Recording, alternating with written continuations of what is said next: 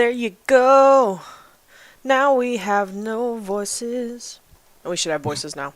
We have voices? Can you hear us now? I'm showing that you can hear us. I'm sure. You can hear us now. All right. Fantastic. I'm going to hold on. Yeah, I was waiting to see if anybody responded, but... John, you're driving. Stop it. There you go. Oh, Now we have No, I can hear us on our own stream. Don't worry about it. There we go. I was going to say, I heard my voice singing to me. No, okay. Well, hey, now you guys don't know that I screwed anything up, and I'm definitely not going to tell you. So welcome to the Quiet Gentleman Entertainment for our Masks of Halloween game. First session was last week on Saturday. Is it still available on video on demand? Yeah. Yeah, it'll be up for 2 weeks. I see that it says you're a little hot. I'm going to bring you down a little bit. Oh, okay. And then next week, oh no. Oh, let's not time. Stupid Nightbot. I'm gonna get it. Cobra Striker, we like you. I'm sorry that you got muted a little bit there. What was I saying? Stuff for things. Last week, VOD, it's also available on our YouTube channel. If you want to head over there. Yeah, I don't know why it did that. Because maybe your ellipses, Cobra. Maybe. Dots are symbols, I guess. I don't know. You can check us out over on YouTube. The link is right there in the chat for this, the last week of this, if you miss it on video on demand, or for all of our other content, including Growing Shadows and Illuminated Page, which we do every other Thursday. They rotate back and forth. And our Tomes of Isolation, which is on Tuesdays. And then I've also been playing Solasta Crown of the Magister on Fridays. We'll see how long that lasts, because I really just want to power through that game. It's a lot of fun. So, yeah, welcome back. Hey guys, folks, peoples. Where were we last week? What did we end with? We ended with eerie happenings. Getting ready to go on the haunted tour. That's right. We had a minor mystical occurrence where flames went high, jack-o'-lanterns' faces morph. There was an eerie laughter. Yep. Nope, that is all correct. So, Roxy, do you want to kick our intro video up there? And we'll be right back right after this fantastic video that Roxy put together. Well, my husband, but yeah. Oh, John.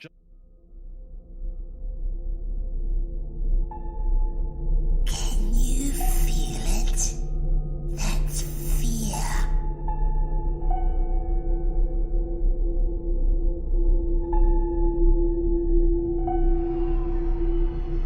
If you expect to wake up from this nightmare, think again. This isn't a dream.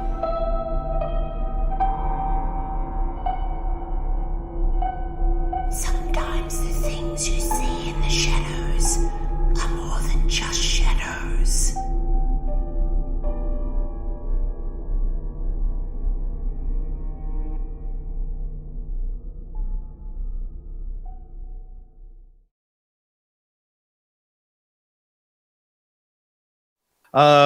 You guys are going on the haunted tour after. So you guys have come to the small town of Willowton. Just to give a quick recap, you come to the small town of Willowton. 4 of you are wealthy. 1 of you is the help. So Kodi Banks is. I'm sorry. Let's do some intros. How about that? We'll start with Papin. Papin, you're playing Kodi Banks, the Pinkerton agent. Yeah. Yeah, I am. My name is Stephen Papin. I'm playing Agent Kodi Banks, and I'm here to protect these 4 well-to-do socialites. Fantastic. And then kind of the person that hired you, and the person with the most money, I guess, is Mr. Reginald Appleworth, being played by Wes. Hey everybody, I am the dilettante of the group. I have a lot of money, and I like to drink. I enjoy watching the common people do common things sometimes. That's why we're on this trip. feasting the local rustic ambiance, as it were. So yeah, it's all good. Look at this quaint town with its electricity and toilets. And we've got Bloo playing Ms. Beatrice Rumsfeld. Yes, I am Beatrice Rumsfeld. I am an artist, and I too enjoy watching the little plebeian people scurry about and go about their silly little menial mundane lives. It's very nice.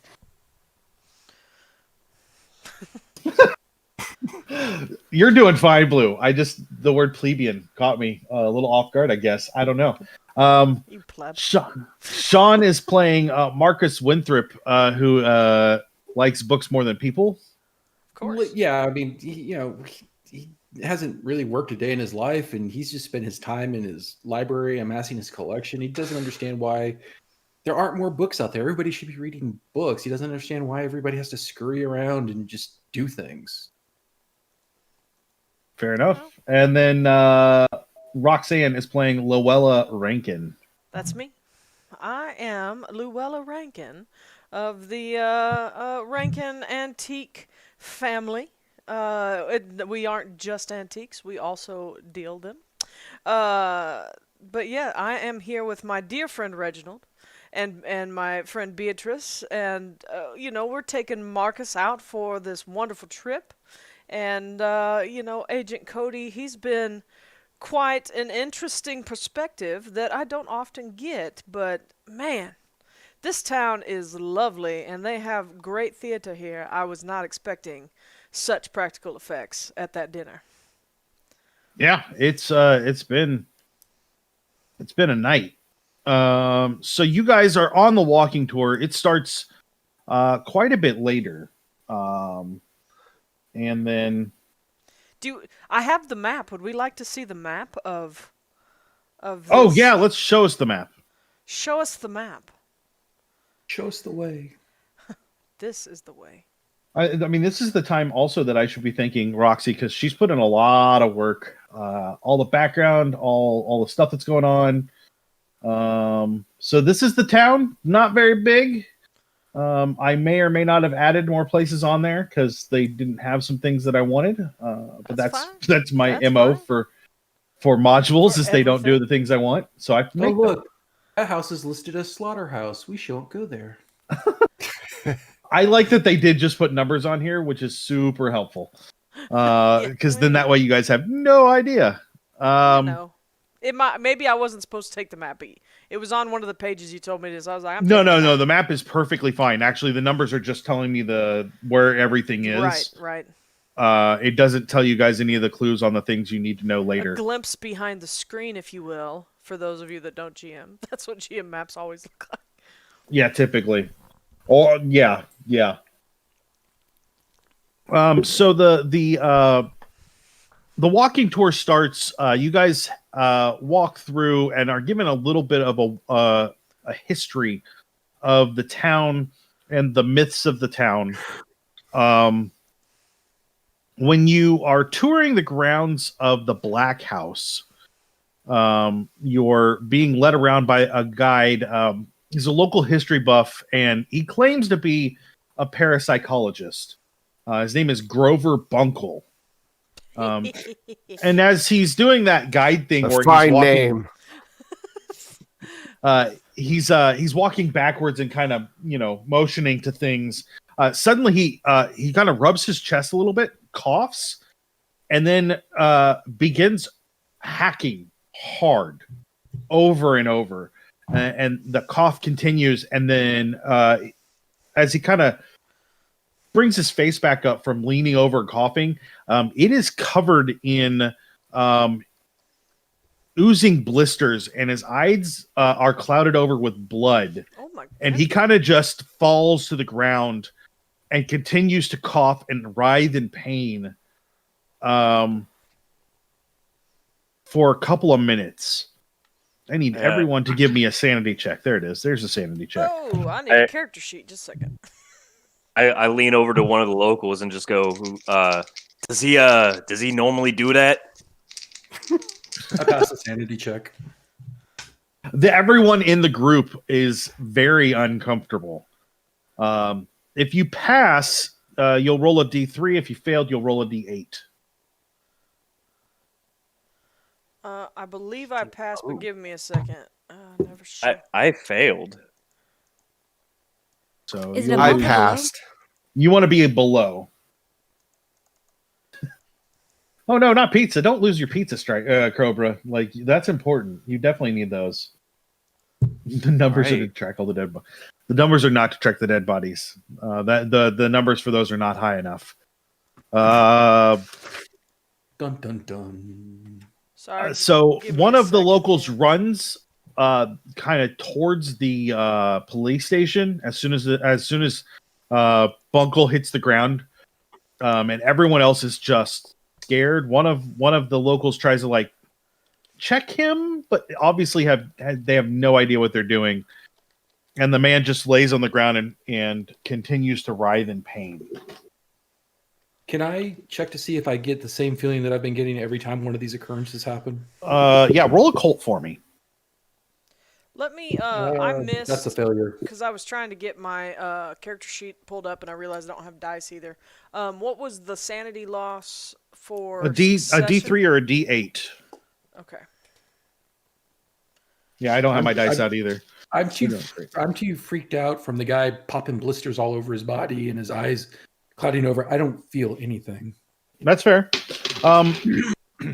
You do still feel that same. Since you've felt it so many times now, you get the sense that it's almost like an energy. Like sometimes when a lamp has a bad wiring or something like that, and you stand too close to it, and the hairs on your arms go up, it's kind of like that, but it's not quite the same. Mostly because lamps don't normally cause you to fall over hacking and dying. Usually. Hey, listen. You buy your lamp from the wrong store. Bed Bath and really Beyond. So Blue, the answer, sorry, is that if you roll a D3, 1 and 2 are 1, 2, 3 and 4 are 2, and 5 and 6 are 3. Does that man need assistance? Does anyone have a handkerchief that I may borrow? I seem to have lost mine. I reach in my pocket and hand you one. I would. Thank you very much. I am very concerned. It wasn't that long that we had a pandemic. I don't know how I feel about this. And I back away a little bit. After you kind of toss the handkerchief on his face. Well, no, I'm covering my face with the handkerchief. He's already in a bad way. That ain't gonna help. I mean, have we checked? I mean, he's dead, right? The guy on the ground? He's Yeah. not dead. No, he's not he's dead. still hacking and coughing. After a couple of minutes, he finally calms down, and the blisters and the blood in his eyes are all gone. What? My dear sir, are you all right? He Right. seems to be sobbing uncontrollably. It's as though something inside his mind has snapped a little bit.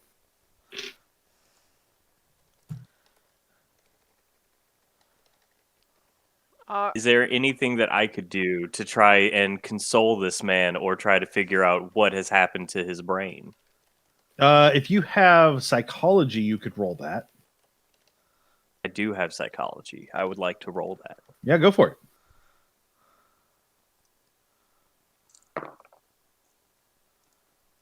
Oh, nice. This probably doesn't pass, but I rolled a 69. Nice. And I mean, you could that's spend 50. luck if you wanted. Hold on. So, okay, my target number is 50. I rolled 69, so I'm going to spend... Oh, you want to spend 19?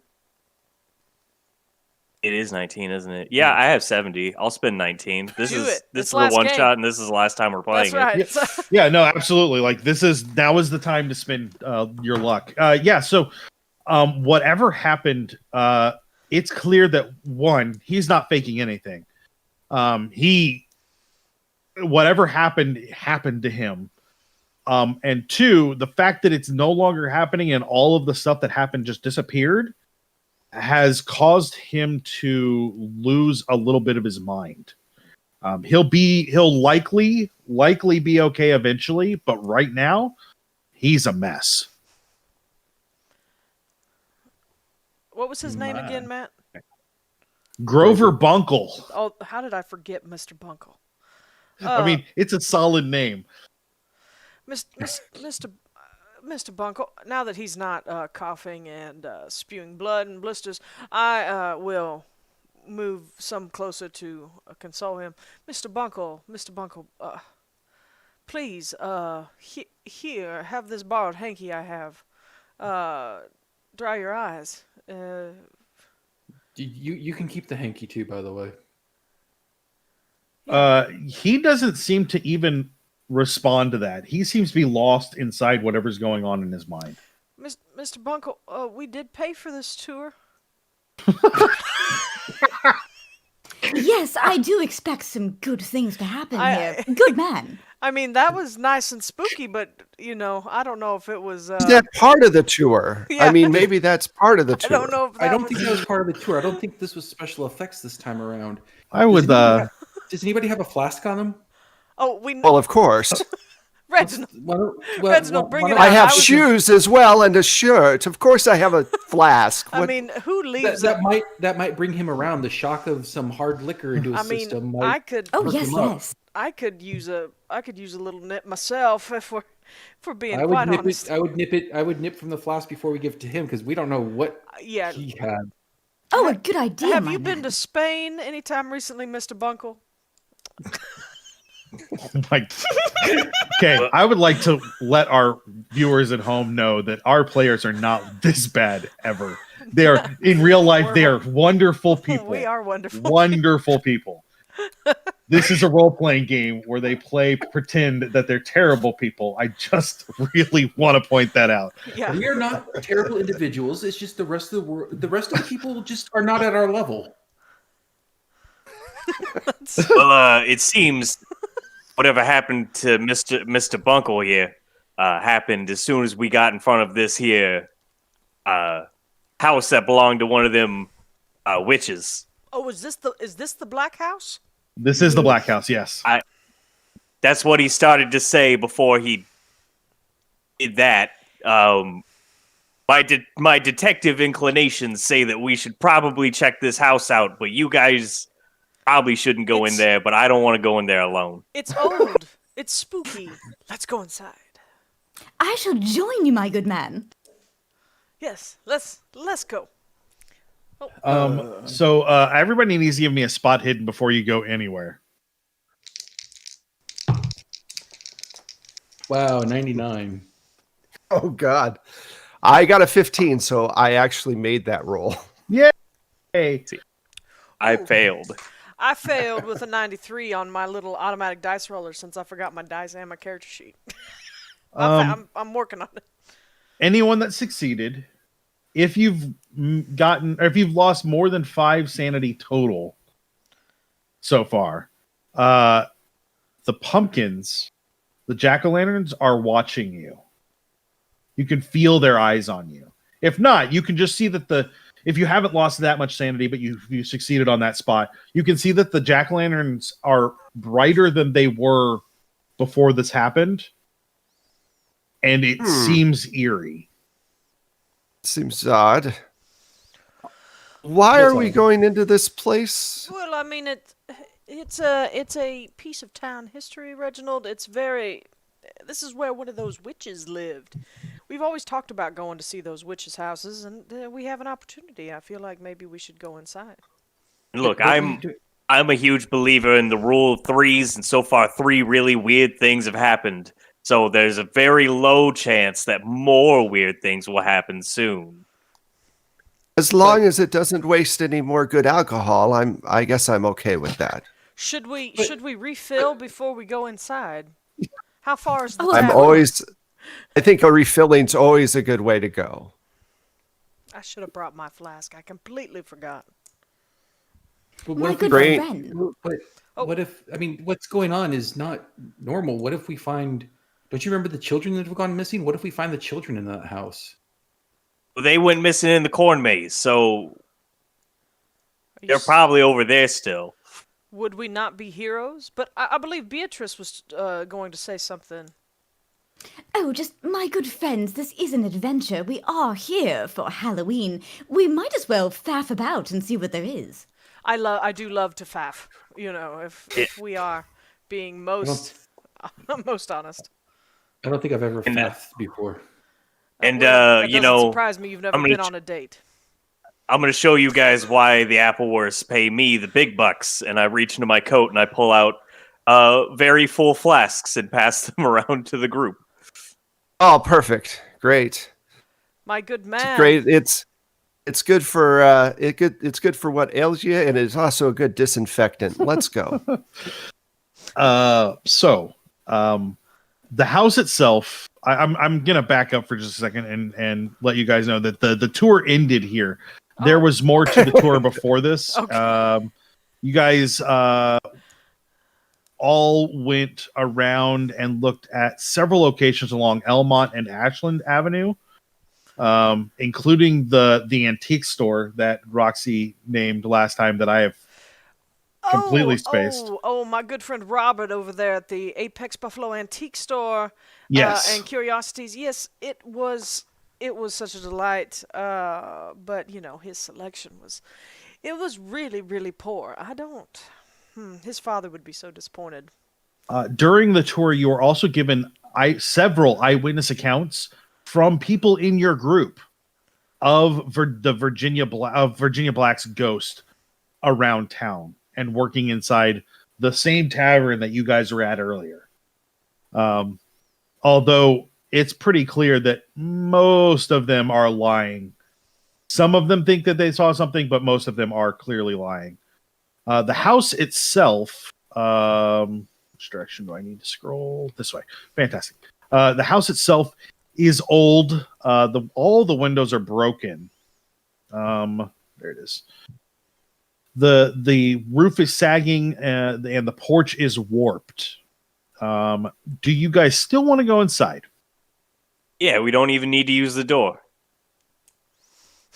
Just going through the windows. I mean, this place is in great disrepair. Reginald, do you think that the owners of this here house would... we could fix this thing up and really turn a profit.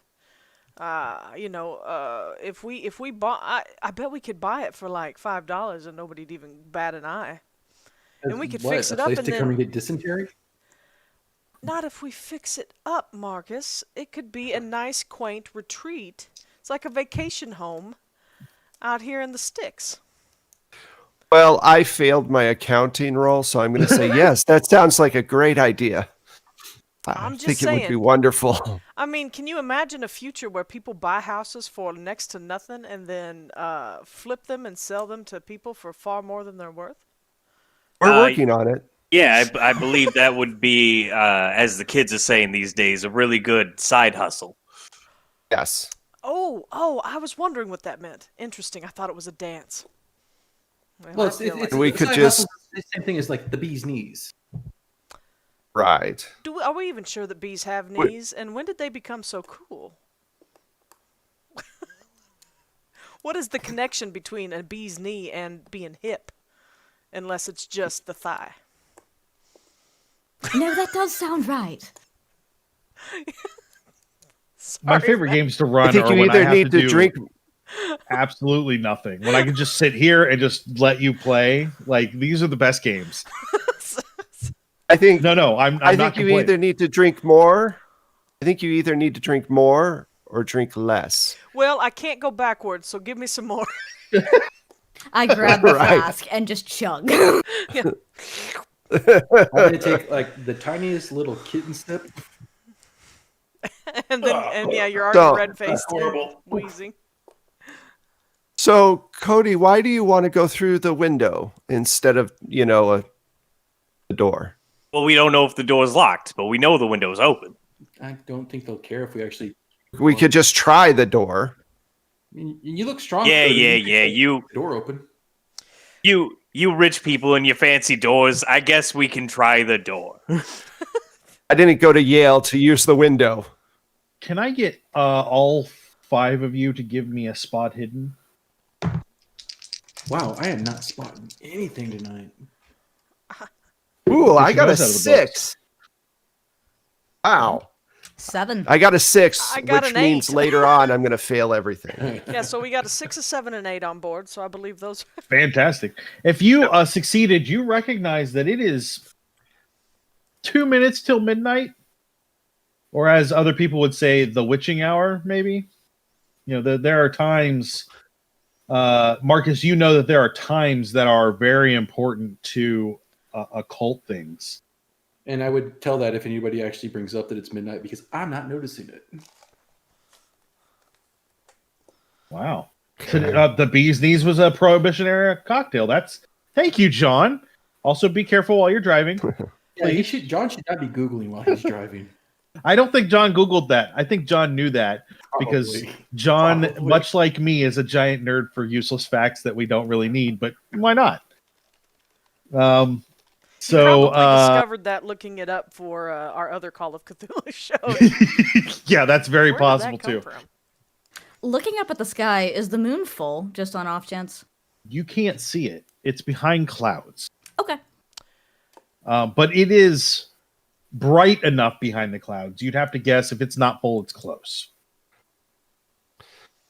Go try the door. Yeah, I'm gonna, you know, as much as a drunk woman can, I'm gonna look around and,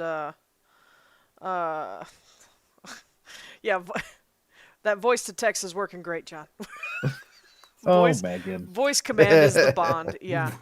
I'm gonna walk up to the door and be like, "Well, Mr. Banks, I believe you were hired to protect us.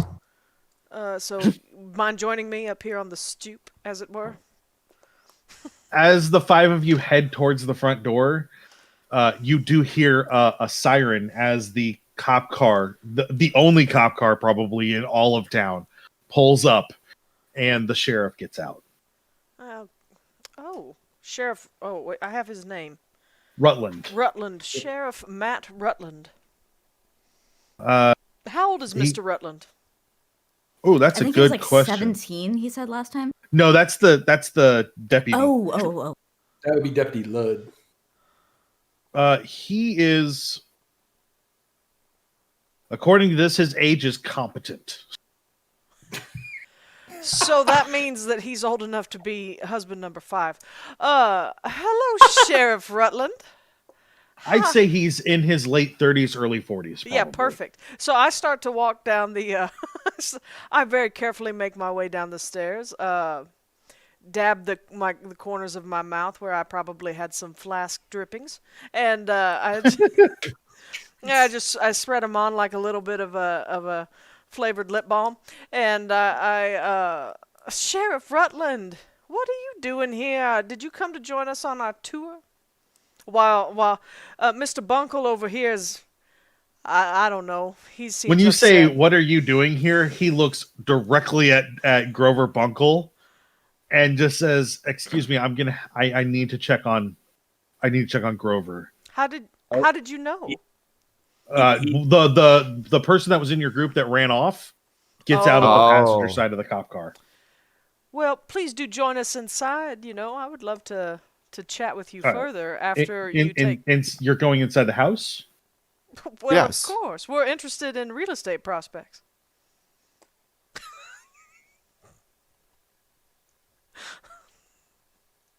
I would advise against going inside the house.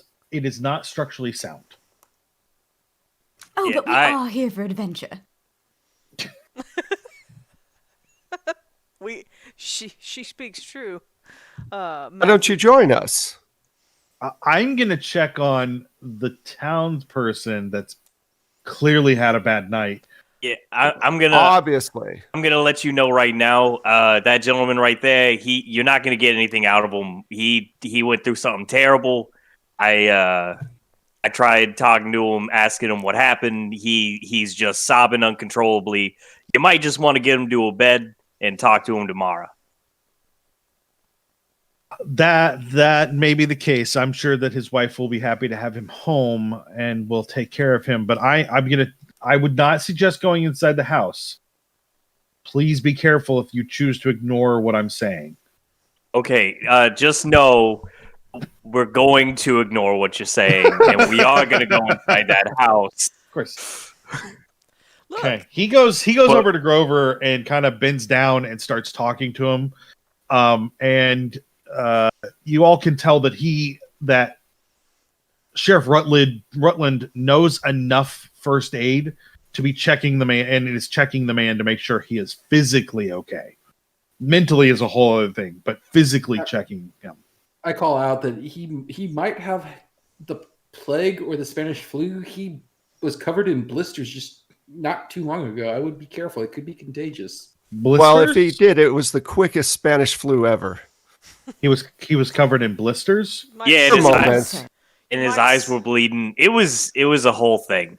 You might say that his Spanish flew by. So droll. I mean, at the worst, it could have been, the early symptoms of the Black Death. Well, that's just rude. We're just in front of the Virginia Black House. Marcus. I don't think the I read house about is the Black dead. Death. It could be that. I doubt Rutland it's bubonic plague. Kind of shakes his head and then talks to Grover for a second longer and then kind of helps him to his feet.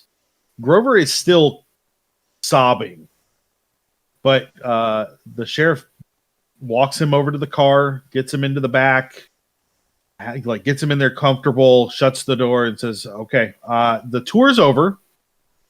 Everyone should probably head home or to wherever you're staying. But if something happens inside the house, please keep in mind that the nearest major medical facility is about 45 minutes away by car.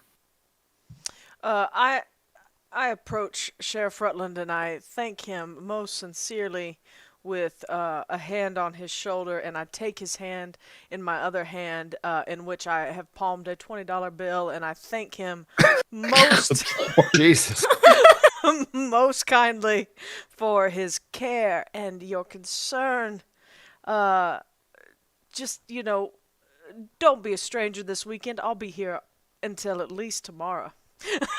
And then I walk. Wow. I saunter back to the porch. I mean, there's more where that came from. I just have to say. Wow. I would like to say that I need to find a Ms. Rankin in my life, or she's just gonna call me $20 freaking and then proposition you in the same instant. Yeah. Like, I'll go on a date for $20, sure. I'll turn to the rest of the group and just be like, while I begin to try to open the door, I'll just be like, look, I feel real bad for that Bunkle guy, but his sobbing was really starting to bum me out, so I'm kind of glad that he's being taken care of. I mean, we are still going to go into the house. I mean, I think we've had plenty of adventure. Maybe it's time to call it a night and go to bed. Oh, I think that man. Out of everybody here, you'd be like most curious to see inside this place. You know what's behind that door? In the daylight, yes. I can't. Yes, in the daylight. I mean, we've seen a lot, and I'm just afraid if we go in there at night. That's all part of the show. It's all part of the show. I mean, obviously, he didn't have blisters all over his face. That was obviously makeup.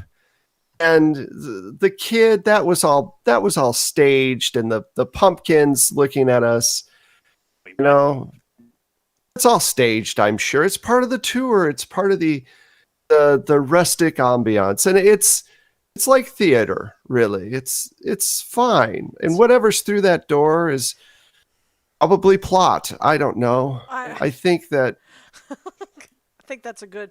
I think that's a good bet. Is the door locked? No. Oh, see? I open the door. Okay. Just go. You know what, Reggie? I'm a grown man, and I can admit I was wrong. You were right. I'm not gonna pull out my gun and Max Payne dive through the window, even though that's how I wanted to get into this house. I did have Roxanne had a bad run-in with a door in another game recently, and I would definitely take a cane that I carry that I have not mentioned until this moment and poke at it to see if it swings open or not. Oh yeah, Well, the door swings open real quick. Before we go any farther, I need everyone's size.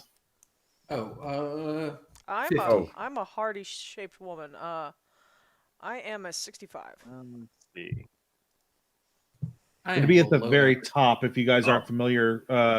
It'll be up in the statistics or the attributes at the top, not under your skills. 90. Ooh, you're a big boy. Big boy. 70. I'm hiding behind Kodi. I think we're all hiding behind Kodi. Yeah, no kidding. I'm in the front. Wes, can I get your size? I'm at 55. 55. 55. Okay. So to give you an idea, Kodi is built like a linebacker. That's the size that we're looking at there. Whether or not that's all muscle or not, that's totally up to Papin. But like he's a big boy. So but also like Beatrice is not a slight woman either. Neither is Lowella. They are larger than average. So either height or broad shoulders, or as we kept calling Roxy's character in the other Call of Cthulhu game, just a very sturdy person. I am 5'7" and sturdy. Yeah. And then Reginald and Marcus are about average, but not that big. So that's something to keep in mind. No, but my strength is pretty high, so I'm wiry and Okay. but yeah. He's a Yeah, a good stout breeze will knock me right over. Opposed to a Yeah. Hemsworth. Kodi, can I get you to roll me a dexterity check? If you're because you're going in the door first, correct? Yep. Cool. It's like, look, I never heard no stories of a door hurting somebody, so I'm just gonna open it with my hand. All right, 28. So Okay, so looking at your dex, 30, there's the 37. The big number is 75, and then the next number is 37. So I rolled under that second number. So that's a hard success for you, which is really good because you needed at least a hard success. Surprise. As you kind of walk in, you take a couple of steps past the door. You hear the ground creak, and you pull back just in time to see several of the floorboards snap and break and fall. Oh, that's hey, that police officer, for once wasn't lying. Yeah, he weren't kidding. It is dark in here, but not so dark that you can't see. You guys have been walking around outside in the dark, so your eyes have already kind of adjusted a little bit. The room is empty, and so it looks like are the rooms beyond it. There's a second floor as well, but the three rooms, the room you're in and the two rooms you can see from here, all seem to be empty. There is a thick layer of dust all over everything. Cobwebs have built upon cobwebs in the corners. Just everything here seems unsafe. There's also a thick smell of mold, and you can see it growing in some places, especially near the windows. Is the dust disturbed in any way? Only from where Kodi has been. Everywhere else, it looks. Let me rephrase that. Yes, in other places, there are clearly rat movements. Okay. But other than Kodi, nothing human-sized has disrupted anything. Okay. If it matters, under traits, I just wrote down that I have low light vision. just activate that elf heritage you got there. Well, maybe the good officer was onto something when he said we shouldn't come in here. I don't particularly want to end up in the basement. Maybe we can just look around out back. Is this house a single or two-story? 2-story. Did the rest of you go into the house as well? I'm just on the porch and peeked in. I'm on the porch. Okay. Yeah, Okay. by the doorway. Yeah. We're all just I out need. there. I'd say, Papin, you're going to need to give me a dexterity check, but you're going to be at a penalty. So you've got 2 kinds of dice in front of you. When I tell you to roll your skills, you've got the ones that are 10s and the 1s. So you're going to roll 2 of the 10s and take whichever one's higher. And then the ones, you'll just roll one of those. So that penalty die just means that it's harder. Okay. Did you make your dexterity check? I did not, but I can spend luck. Okay. Now would be a good to time to try spend and some make it. luck. Yeah. Okay, so I got 96, and I need to hit 75. So that's 21 luck points. Yeah. The big spin. Spent it. I don't want to die in the first 30 minutes of this. Well, thing. we don't want you to die either. Yeah. If we're all In all fairness, I'm the only one who has. We've been playing 50 minutes, so you've already passed that.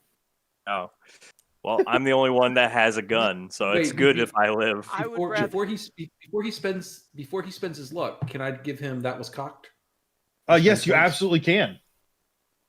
Oh, then spend I those will go back clues. to That will let you re-roll. Happen. All right. So, but re-roll again with the disadvantage or whatever it's called in this game. Yes, the penalty. Yes. Yeah.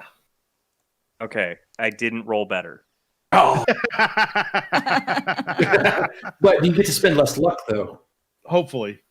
No, actually, I rolled 100 that time. Oh no! Oh my god! Like 3 zeros? No, I rolled a 90 and a 10. Oh, then that's just a 10. That's just a 90. Okay. Right? That's But just you still 90, 90 and a 10. That's not 100. No, 3 zeros is 19. Right? Is it 1 0 and then a 9? No, it is 9-0 and a 0. That's just 90. It's just 90. So Just you 90. only have to Okay. spend 15 luck instead of 21. Okay. Yeah, the math works a little funky when you get up that high, but yeah, it's 3 zeros is 100. Yeah. Because Man, 3 zeros would have been the fantastic. 10 I would have been happy actually, about yeah, that. the 0 on the D10 is actually just a 0. Yeah. I always thought the 0 on the D100 was just a 0. No, It is. It's also 100. it's a weird. Yeah, there's a Oh. weird wraparound here that happens with the numbers. But if you get all zeros, that is a critical failure. Yeah. If you have 2 zeros on the 10 dice and a 1 on the 1's dice, it's just a 1, which is a critical success, and that's what you want. However, Okay. are you spending the luck? Yeah, I spent the luck. I Fantastic. hit 75. The door frame, the front door frame, shudders and seems to shake in the wall. It's at that time, Papin, Kodi, that you realize that you don't want to be in this house anymore, and you run out the door as it slams behind you, and you just barely get out before the door shuts. And then the house itself just seems to shake and rattle for a few seconds before it stops. Oh, I need a sanity Ew. check from everybody. I feel as though, man, I am certainly very tired. That liquor hit me faster than I anticipated. Oop, failed there. I got a 9. Jeez. Reginald's got the blessed dice today. I'm going to spend some luck I on do. that. So for anyone other than Kodi, if you succeed, you'll lose 2. If you failed, you'll lose a d6. Kodi, did Oh, you well, succeed hell. or fail? I succeeded. Fantastic. I'll just roll it. You will lose a d6 as you are almost directly affected by that. Like you had to dodge the effect of whatever just happened. Okay. Hey, Matt, then- remind me again, what is the percentage that we need to lose before we have a psychotic break? 20% in an hour. Okay. Cool. Hey, Matt, I'll be right back. I am so sorry. Okay. Be right back. Do you want me to wait for you? No, I'll be right back. Literally right Okay. back. I do need a spot hidden from everybody. Nope. I spot nothing but the sky. Yeah, same here. I'm staring at the door. Unless that's what you want us to spot, because I'm just freaked out. Yep, just look at the door. It's good. Okay. Blue, did you get a success? I did. Okay, fantastic. I did not. You're I don't think your picture worked. I thought you might have been leaning on the keyboard at first. Yeah, no, she's clearly gone insane. It's all the alcohol and shaking houses. Yeah. So Blue, you succeeded. I'm gonna wait for Roxy to get back before we get too deep in this, because this is not super important, but important enough that she should be here for it. Yeah, it'll be just a minute, I'm sure. I'm gonna give her a minute and then we'll get back into it. It's not a big deal. I just swig from the communal flask. Oh, sure. I assume by now there's several of them going around. Like, as rich people often produce more. Oh yeah, and they're labeled. They're labeled with what's inside. So we got one of each major liquor for whatever you're in the mood for. So bodyguard and mobile refreshment stand. Yeah. Hey, listen, you're getting good money out of him. Pay for the best and we get the best. He's just gonna put it on his expense report, like, Yeah, and overcharge, like way overcharge. So it's Oh, not so like tax it's hurt him. deductible. So he's a walking hotel mini fridge. Yeah, exactly. Except probably does not have M&Ms. I would bet he's not carrying M&Ms. Oh, Well, not any I'm sharing, at least. It is Halloween after all. Yeah, space bars are not that important, Cobra. Don't worry about it.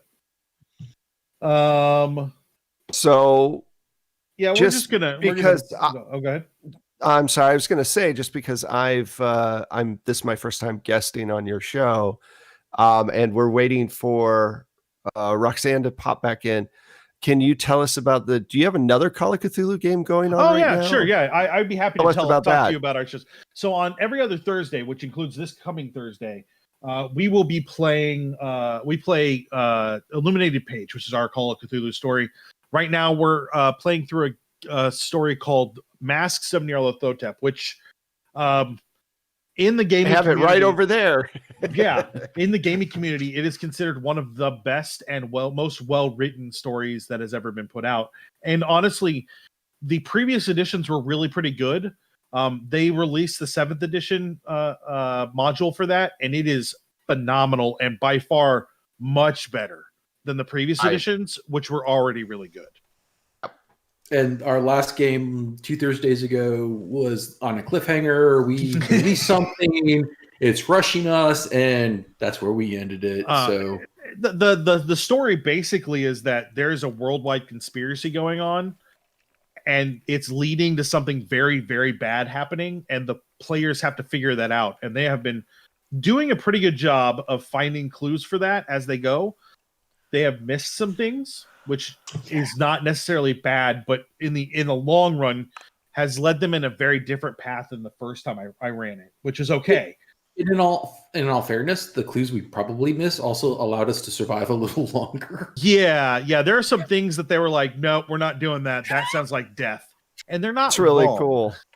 That's really cool. Like in the last game when Matt's like, don't you guys want to look in the deep dark pit? Nope. We're leaving. Not looking down the pit. So we run that. That one's set in 1925.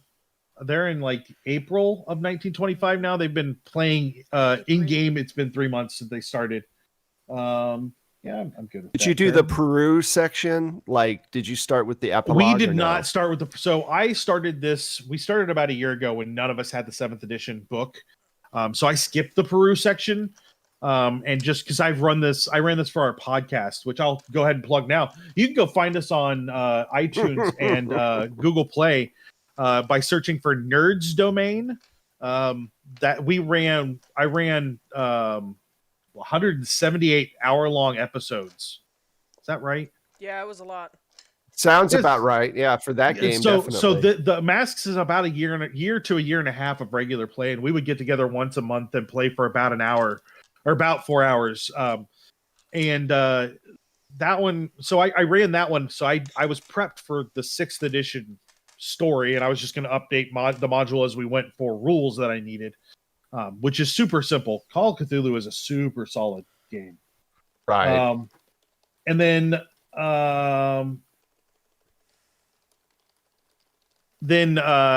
when we started the 7th edition game, I wanted to play the 7th edition rules because I think they're everything I want out of 6th edition and then better is really what it comes down to. So we didn't transfer over to the 7th edition at any point in time. And then John and Roxy got it, and I got a hold of the PDFs for 7th edition, and there's enough different that it would require me to rework a lot of stuff because there are other clues given in that system in the new write-up that don't jive with the old stuff. So I don't want to miss things. And it's already if it's the conspiracy board that you see in all the movies, there are already way too many lines in 6th edition. 7th edition adds more lines, and that's very helpful, but not when you're trying to update it. It's just too much. Right. Yeah. Okay, so we were about to win this game when Roxanne was leaving. We were all. So did we win? We had survived the evil, and we win. Correct. Fantastic. That's where we were at, I believe. Yes. Yeah, no. Yeah. Our bodyguard bailed. We should go back to the farm. Okay, yeah, I just did a spot hidden and I got a 23 out of 66. I needed Fantastic. to use the restroom, and then I was like, I'm grabbing my dice on the back. Hey.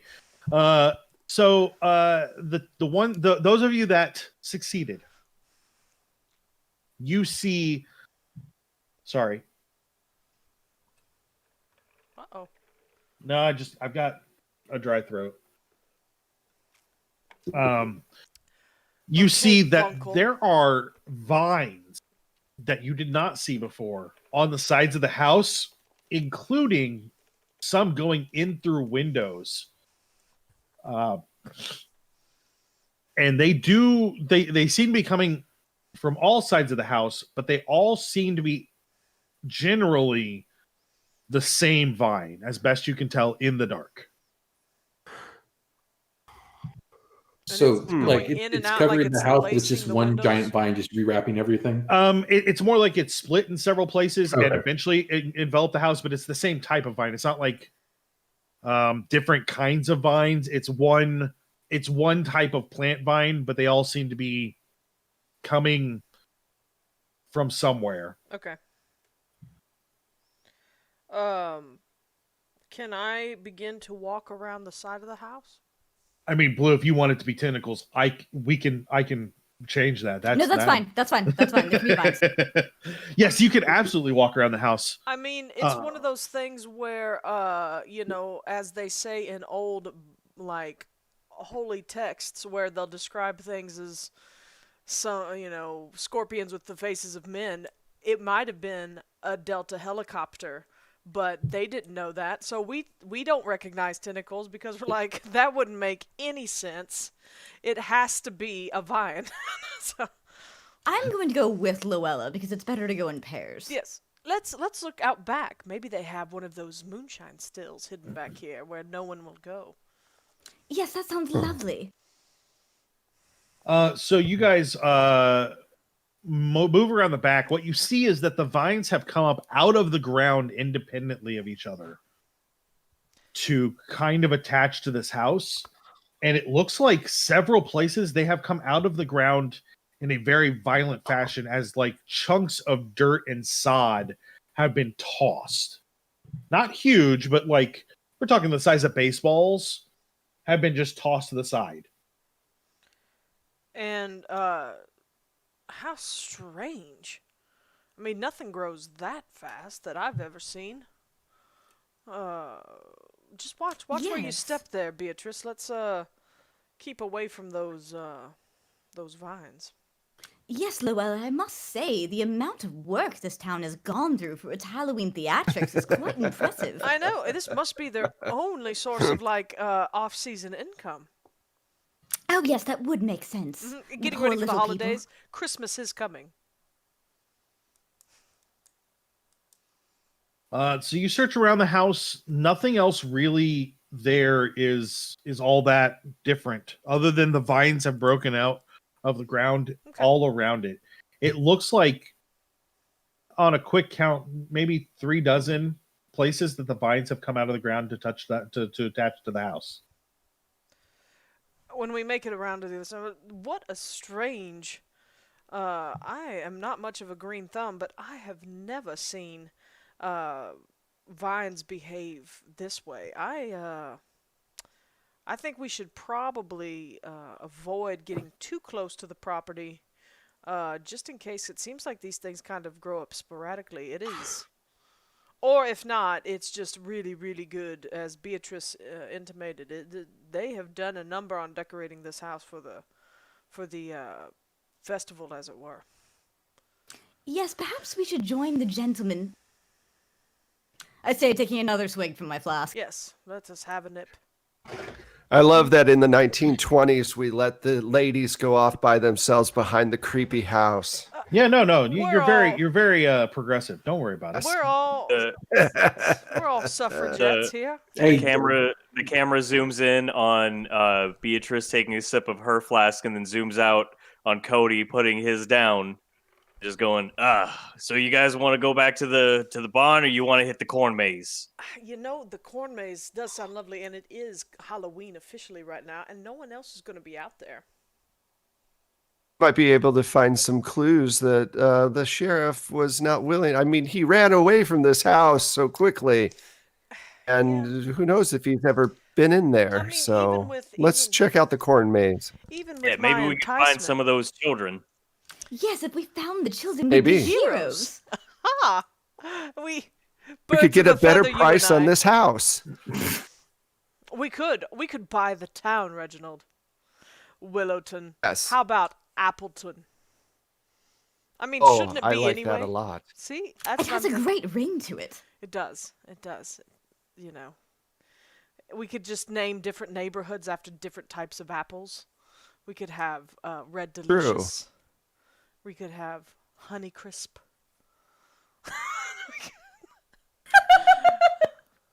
I don't know, Marky, you seem pretty quiet. You want to?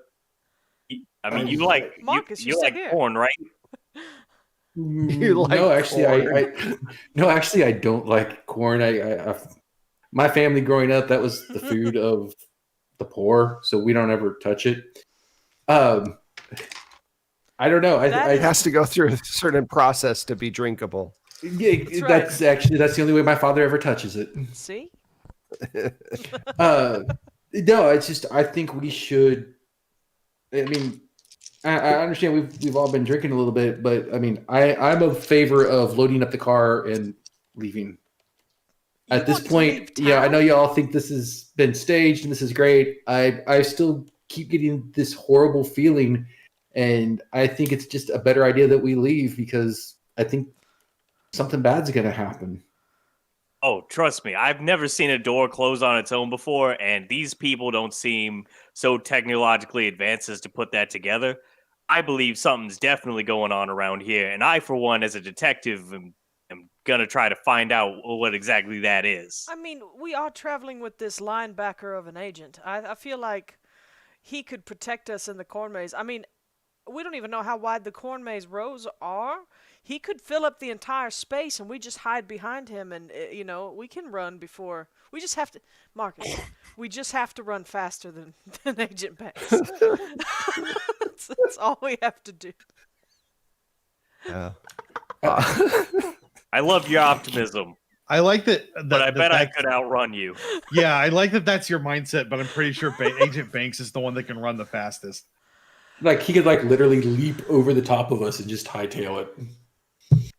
I don't know. I believe Miss Rankin might have some have some secrets up her sleeves, even though our my move rate's only a 5. Yeah, I've So got a you're the long, person out. So you're the person to outrun. Probably. I've got a long stride. So here, check this out, and I just take a real big step. Impressive. I mean, if we're all That's why we hired you. if we're all gung ho to go in the corn maze, then of course I will go with y'all. But I wouldn't be exactly upset if the decision was to go to the rooms or even to leave for the night. It also keeping in mind it is dark.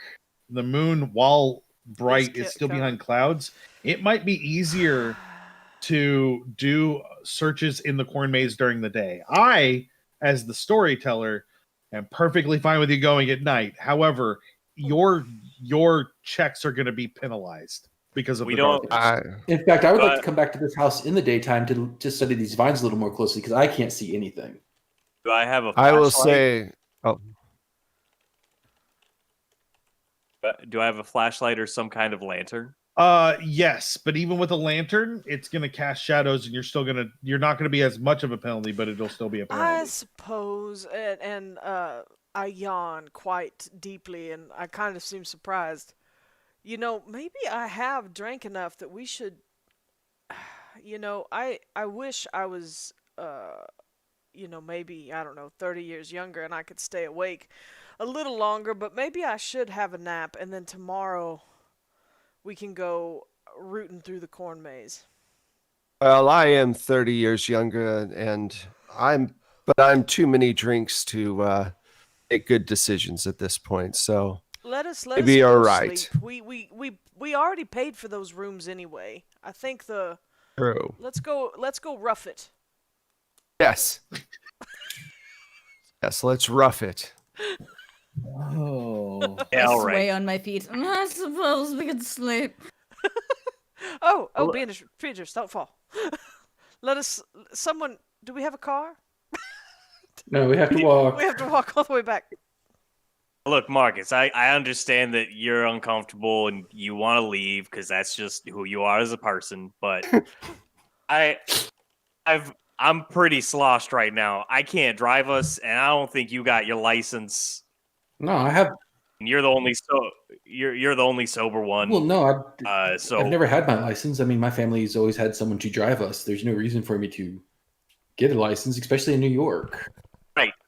Yeah, I mean, but that's my point. Like, we can't leave. I'm the only one who can drive, and I'm drunk as hell. Oh, I'm good with going back to the room because I think I would like to definitely come back in the daytime. How far from the farm are we, good keeper?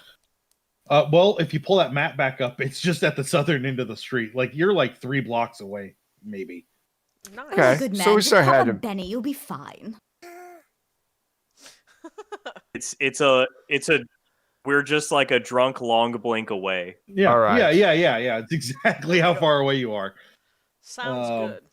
Like, we're here. Yeah, so the Cool. farm is there on the south. Like that big area down there is the south is the farm, and you guys are at. I'm sorry, I don't remember what number it is.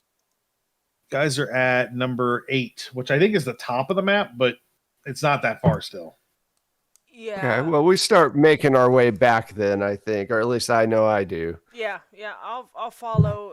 I'm Oh yeah, number 8 is at the very, very top of the map. So you're like under the tape. So we just have to walk south for a while. like 3.5 blocks away. It's still not that far. Do we have to? Okay. Is there anyone out? Do we see anyone out?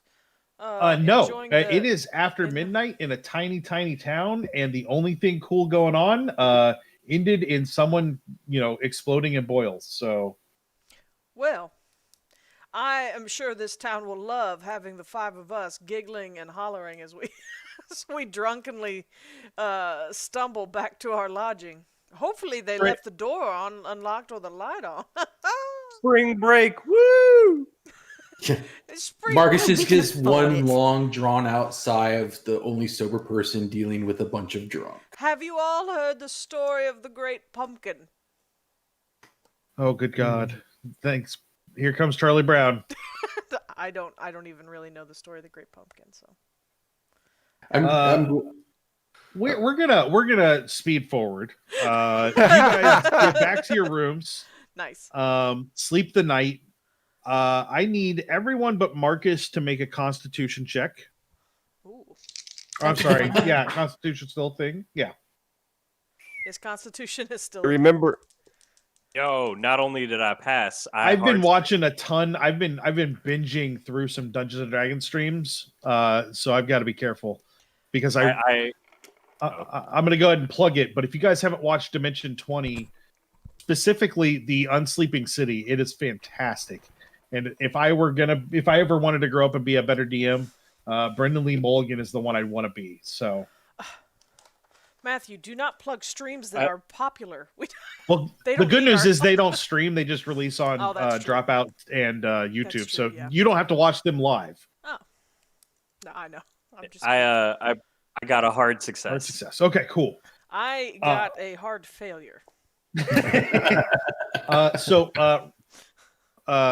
Anyone that failed for the first couple of hours, and I'll let you know when it's over, you guys are going to be at penalty dices as the alcohol is not out of your system and you're maybe a little dehydrated. Yeah, I come out with some sunglasses on. So you wake up. I start my day with the hair of the dog. Yeah, I'd say you wake up between 9:30 and 10. Breakfast is served at the old Johnson farm. So there's the option for you guys to go eat breakfast with the rest of the people there, but there's also a couple of diners in town. It's really up to you. Yeah, no, I'm a little too hungover for rustic food right now. Oh, rustic food is exactly what you need, my boy. You know, my father was a big proponent of food? fried chicken.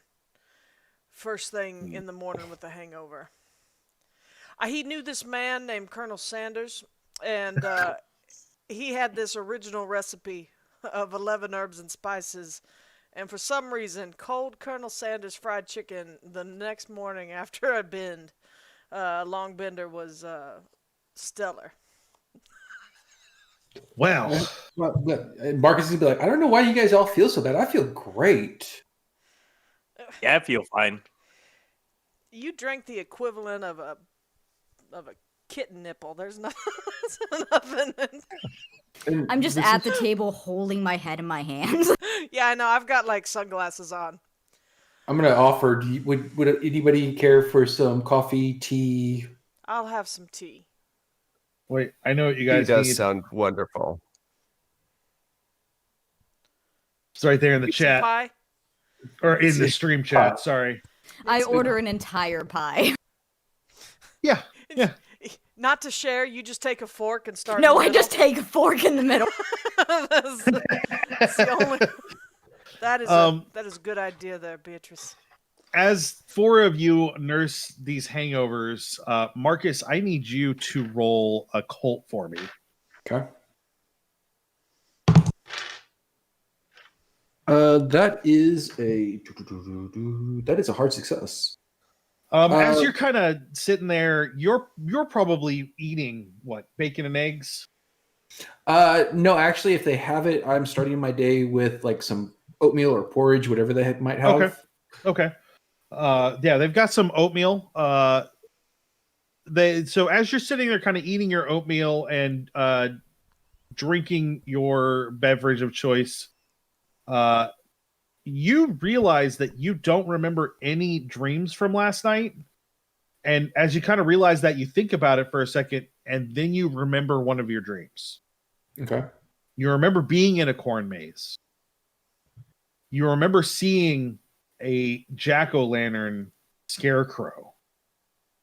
And you remember it talking to you.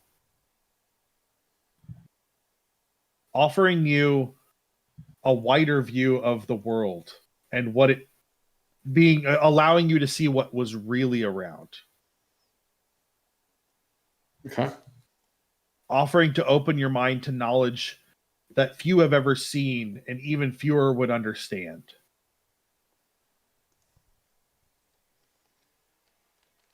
Okay. After that, it gets a little hazy again. So no inclination that I made that devil's deal. No, none whatsoever. Okay. I'm sitting there eating my oatmeal, and I kind of stop, and the spoon kind of drops out of my hand. And I'm going to look at the rest of them as they're nursing their hangovers and say, if last night wasn't odd enough, I had the most strangest dream. I was in the middle of the corn maze, and a scarecrow with a jack-o'-lantern head talked to me and offered me knowledge, like secrets to open my eyes to see the world not as it is, but as it should be. Oh, that's weird. I had a dream I was back in high school and giving a speech in nothing but my boxer shorts. No, I think I was fully clothed in my dream, but I understand that one is quite traumatic. So knowledge, you say? That's what it offered. I mean, after that, it gets a little hazy. I don't know if I said yes or not in my dream. You know anything more than you did? Other than not drinking on a haunted tour? Well, good sense is nothing to take along on a vacation, my friend. No, I understand. No, I mean, I woke up feeling fine. I mean, it wasn't until just now that it occurred to me that the dream happened. It was quite unsettling to have a jack-o'-lantern talk to me, especially after what we witnessed last night at the Poe reading.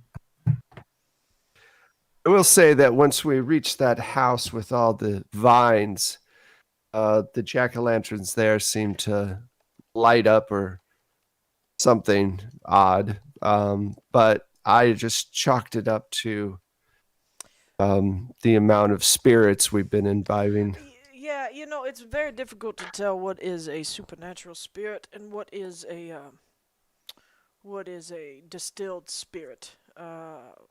This morning, I feel like, I would love to say that I was just suffering of ghosts and spooks, but I'm pretty sure this is the wrath of the distilled spirit that is wreaking havoc on my brain. I'm very foggy this morning.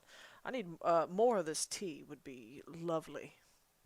The plan for us is still to go to the corn maze, right? I mean, it's daylight out. And it's right next door, right? When was the last time anything bad happened in daylight? Well, I think that the fresh air and the sun would definitely help clear the fog, as it were. I'd like to also go back to the house now that it's daylight. Now it's daylight out. Maybe we can see more of what was going on. Maybe we can determine if this is all a trick or if it's real before we head to the corn. Well, I think that the house, it sounds before. I don't know. I think that the corn maze is closer and would be less painful to walk to at this point. Okay. A good constitutional after this tsunami of hangover passes would be better. I agree. And when I walked into that house, the floorboards couldn't exactly hold me that well. So I think if we went there again, if we tried to go inside, I don't know if I'd be able to. Sure, yeah, they did seem very, and I don't know if you've noticed, I hate to bring it up, and most usually women of my stature and status do not say much in this vein, but, I don't move as well if I have to hop out of the way, and I saw him hopping out of the way last night, so maybe we don't go back inside. I don't think any of us are in our top athletic shape after last night, so caution is a good thing. I would agree. Yeah, let's, but no, the corn maze sounds lovely, especially, when does it open to the public? With us staying at the lodging there at the farm, I wonder if they would just let us go in alone and be able to enjoy it without you know. I mean, it's a court maze. Officially it opens right after the parade today at noon. Okay. So maybe if we go in earlier than that. We do want to see the parade, though, don't we? Well, we could always talk to Miss Glover and see if she'd let us in early. If we want to go in early, get a sneak peek. I'm sure if we offer her some cash, she'd let us in. I feel like I would much prefer going through the maze without the fear of like running into, I don't know. Other people. Yeah. The population here. Perhaps we could avoid that if we could. I love it from afar. It is a trip, but maybe in a corn maze, I don't know if I want to get stuck in a corner with any of these townsfolk. Yeah, let's talk to Miss Glover and see if we can get in early. Oh, I'm sorry. Go ahead. We wouldn't want to be near any of the dirty townspeople. I very much agree.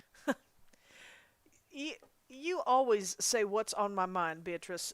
Birds of a feather. There's no other way around. It's a gift.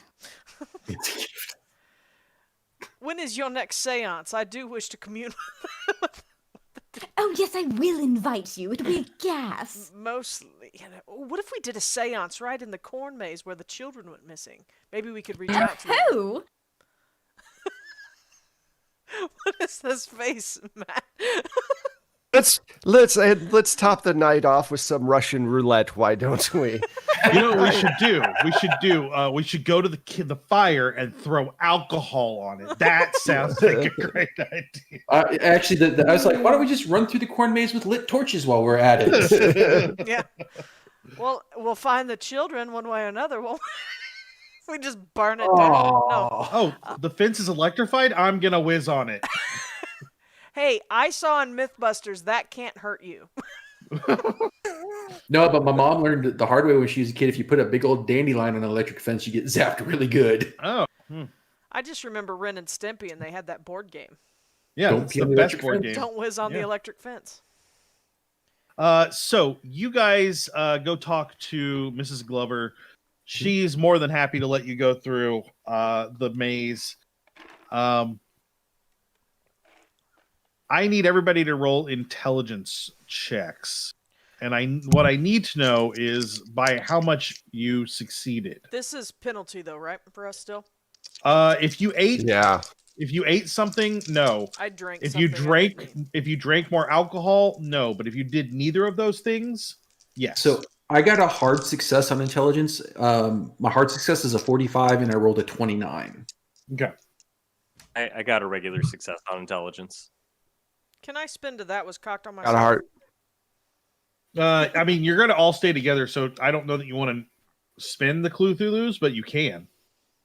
Well, my int is 75 and I rolled 5, so... Oh, Oh, shit. jeez, yeah, you're doing good.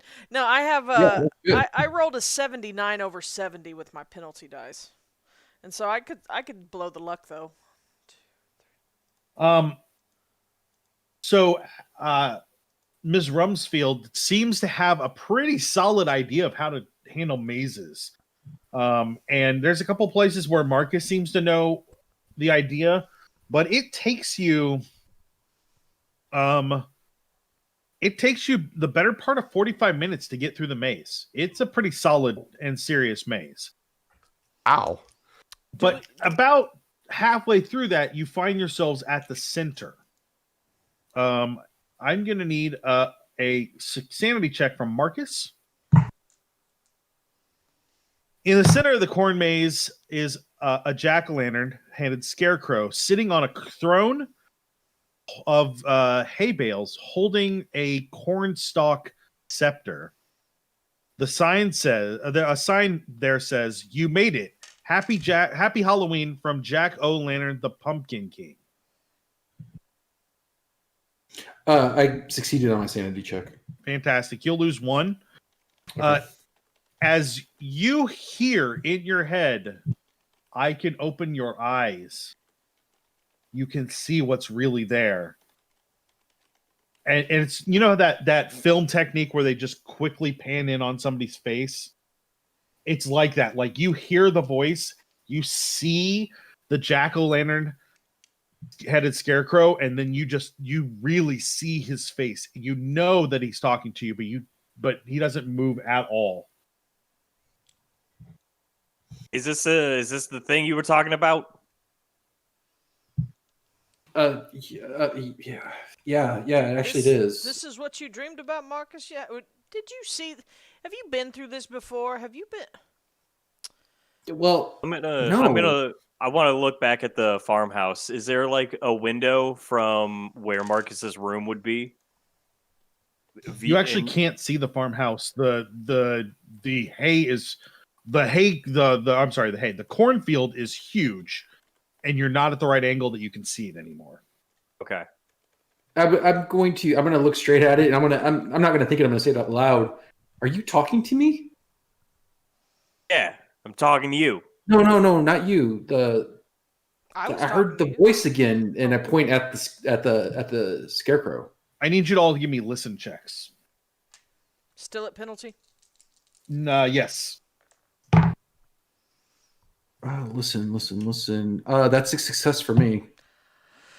I'm going to spend a luck point to get a hard success. Oh, Marcus. Okay. Dang it. Failed by 3. I was not successful. I got, what is it when you get under the smaller number? An extreme success? Extreme. Yes. I got So an extreme Kodi and Marcus, Lowella, did you succeed as well?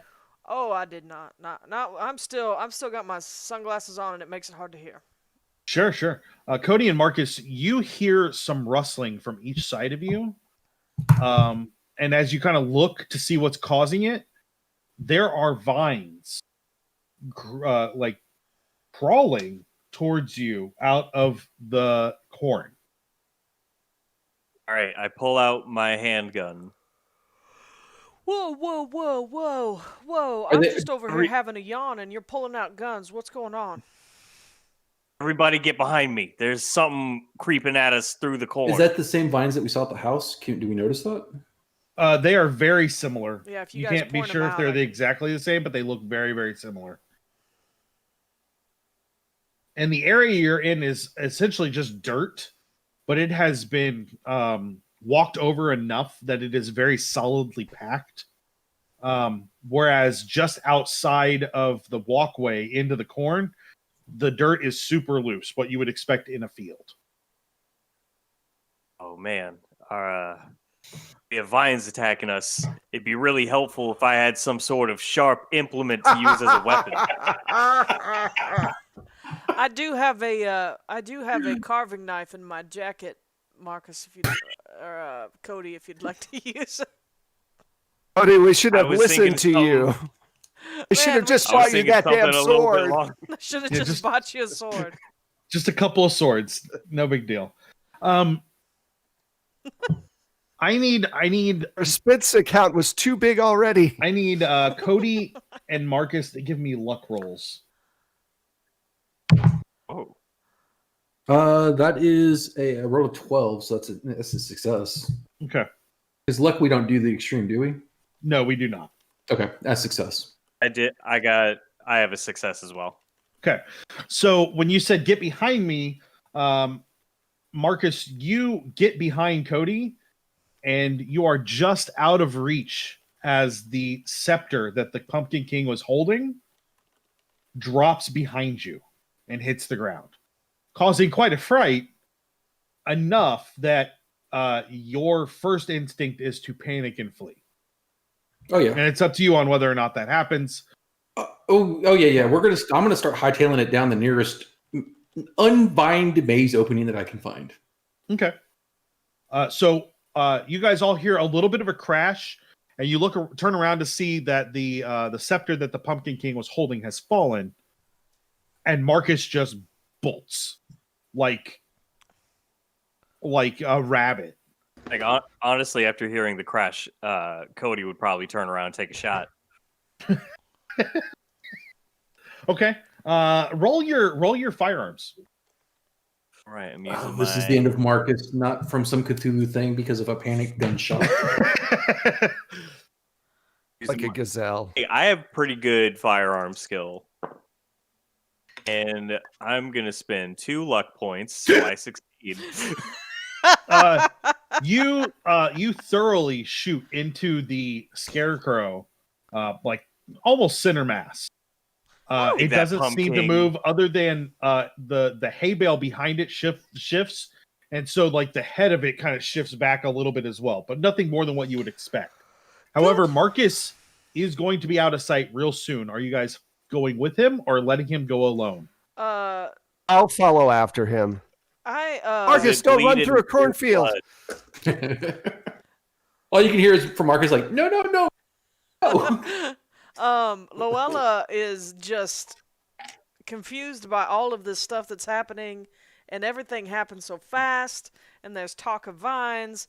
There was some kind of crash and something fell in the dirt, and then there was a gunshot, and then Marcus took off like a rabbit, and but she the scepter catches her eye, and as an antique dealer with a little bit of wanting to look at it, she reaches down and reaches for it. Oh, Lord. Okay, so I need to verify. Lowella is staying. Yeah. Kodi I'm sorry, Marcus and Kodi have run, right? Or I'm sorry, Marcus and Reginald have run. Yep. Yeah. Right. Kodi and Beatrice, what are you two doing? Are you going or staying? I'm like on the very edge of the perimeter. I want Okay. to inspect the pumpkin. Okay. So Reginald and Marcus, I need you both to give me luck rolls. Okay. Just no, yeah. Can I spend luck for? No, that doesn't work. That I failed it. Okay. I did not. I made my luck roll. Okay. So Reginald, you catch up to. I'm sorry. Let me back up again. Marcus, what's your movement speed? 7. And Reginald, what's yours? My movement is a 9. Oh wow. Okay. You really catch up to Marcus. Tackle You him, catch up to him pretty quick. Marcus goes to take a turn, and you're like, no, this way. And you both find your way out of the maze. It was a track. I did do track for several years, so I'm good. You find yourself out of the corn maze relatively quickly. And we're going to pause you guys there. We're going to go back to Lowella and Kodi and Beatrice. So Kodi, you're examining the hay bales and the scarecrow. Yeah. Give me a spot hidden roll. Okay.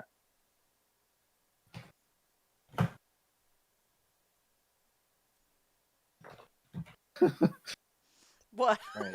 Let's see. I'm Spot laughing at hidden. your comment in the. Oh, in the chat. I'm not going to repeat it though, because as soon as I do, Yeah. It's just Slippery slope. Yeah. yeah, it's a real slippery slope. That's Lowella's prawn name. it was a regular success. Sorry, man. No, you're fine. So as you kind of get close, what you see in the scarecrow is that there are vines throughout it, pumpkin vines, and they're growing out of the bottom of the pumpkin, which, in your very limited botany knowledge, is not how pumpkins work. I don't know a lot about pumpkins, but I don't think that this is how they work. Do you turn around and say that? Yeah. As you turn around and say that, I need you to roll dodge. Oh, I was about to take a drink from my drink.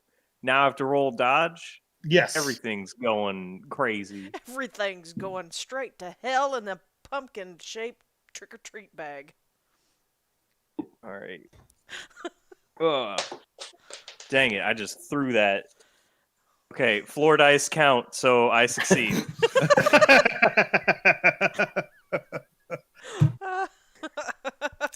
You have this unnatural sense that something is about to hit you, and you dive off of the hay bale you're standing on to look at the Pumpkin King as it stands and swings its long clawed arm at you. Cody I need just all looks- three of you to make looks down. sanity checks. Cody just looks down at himself and says, "So this is the power of Ultra Instinct." Who's making checks? rest of Beatrice, me and Kodi, and Lowella. And their sanity checks. Yes. So happy we didn't do this in the dark. I failed. I super passed. I am super sane. Well, I mean, I'm still sane. I just didn't pass. If you failed, you're going to lose a d6. If you are, and if you succeeded, you'll lose 2. Yay, 1. I lost less than the rest of you. Is it okay if I don't lose sanity for the rest of the game? That's how that I mean, works. that's a reasonable request. Are you out? Because if yes, then yeah, sure, you can just not lose any. No, my sanity is 69. Oh, no, that's solid. Nice. That's solid. So as it stands up, it takes a swipe at you. It moves to step down, and you hear a snap,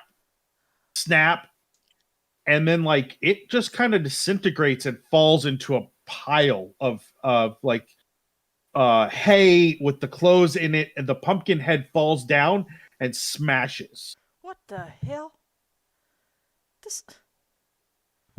Whoever made this prop was just inept. I still have my sunglasses on and a headache. I don't really know what I'm saying. Did I pick up the scepter?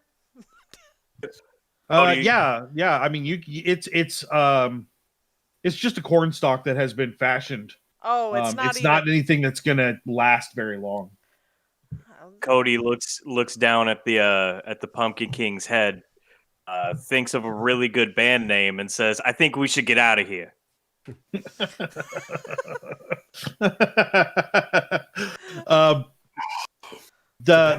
Are the 3 of you heading out of the corn maze? Yeah, I throw away the Pumpkin King scepter. It's a piece of crap. But no, we might need that. I should save this and give it to the Apex Buffalo man. It's fit right in with his stained doilies and his bad collection. So you guys, the 3 of you are in fact leaving? Yeah, I'm getting the hell out of here. Okay. Yeah. As you Beatrice exit, knows the way. as you exit the corn maze, you see Reginald and Marcus kind of standing off to the side. Reginald, you've managed to calm Marcus down enough to keep him from running anymore. Still hyperventilating just a little bit. Yeah, from the best sense of it, it is right around noon. But what you're seeing is that there's a fog rolling in. That's and odd. it seems to be coming from the other side of the corn maze, so from the south. And it is totally a normal. thick fog, and it's only it's not coming up very high, but it's like waist high thick fog, and everything above that seems to be pretty good, but it is rolling over the town and going through the whole area. And you do feel a temperature drop by probably 8 or 9 degrees. Oh, So it went from kind of like, ooh, it's a warm, sunny-ish day to, ooh, it's a bit chilly. And then you also notice that the clouds have moved and are blocking the sun. It doesn't look like it's going to rain, but it's definitely not friendly weather anymore. You know, wouldn't it be wonderful if there was somebody that could tell us about the weather forecast, like daily on the news, and tell us and let us know exactly how the weather is going to behave? I look forward to a future when we can study such things and the miracles of science. Oh, that sounds like magic, my good woman. I know. I look forward to that. I mean, in this town, there's so much happening. Maybe there's somebody who can perform such magic. Marcus, why in the hell did you take off running like that? You made the poor man shoot. You could have died. No, it wasn't. No, it was the staff, the stick that fell. That's all that I was a little jumpy. And then the whole thing. It was talking to me again. It tried to attack me. Okay, he's not allowed to have alcohol anymore because I feel as though he's allergic. That scarecrow very much tried to attack me as well. Like, it stood up. You guys were there. You saw it. Stood up? It turned. It stood up and it fell apart. It fell apart. That's what it did. It fell apart, Very and it looked like it moved. distinctly. Look, The the hand the was the pumpkin top vines heavy. were inside. Were inside the thing. The vines are what's causing all this to happen. I have decided. My good man, are you in need of a sanitarium?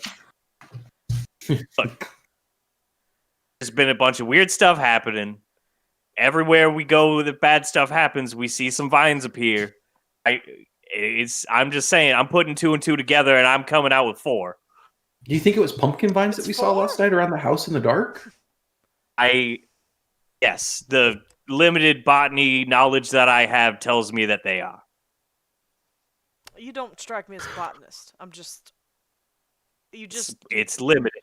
I minored when I went. Minored in botany. At Pinkerton yeah. School. At the School of Hard Knocks, yeah. Yeah. Yeah, you have to pick one. At least that's what Natural my science. counselor said. Have to pick one natural science to take after your gun courses in Pinkerton School for agents and. How not to push up daisies. There was this girl I liked in college, and she wanted to be a botanist, so I minored in it to I don't need to explain myself to you guys. You don't pay me to be interrogated. Is there a parade happening? Do I see the floats? Do I see I think we are on different kinds of parades. There is a parade of people that is about to start. I know. We are actually going to take a break because I realize we've run a little long before we take our break. Let's try and keep it to 10 minutes, and we'll be right back. All right. So everybody can stretch their legs real quick. Alrighty, we'll be right back, folks. Thank See you everybody in a minute. so much. Maybe. There we go.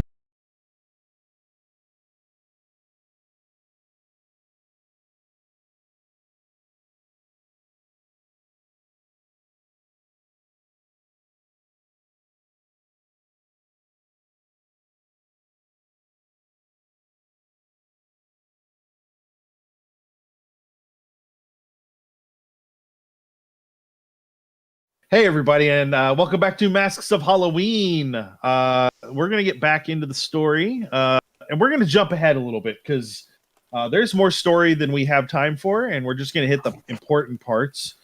So the parade goes by. Everything seems to calm down, except the fog does not go anywhere. It stays, and it lingers, and the coolness stays. The cloud cover gets thicker. It just becomes kind of a dreary day without it ever clearing up or going away.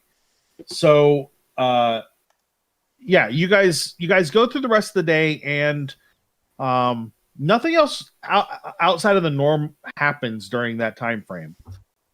And then, well, where'd my numbers go? There they went.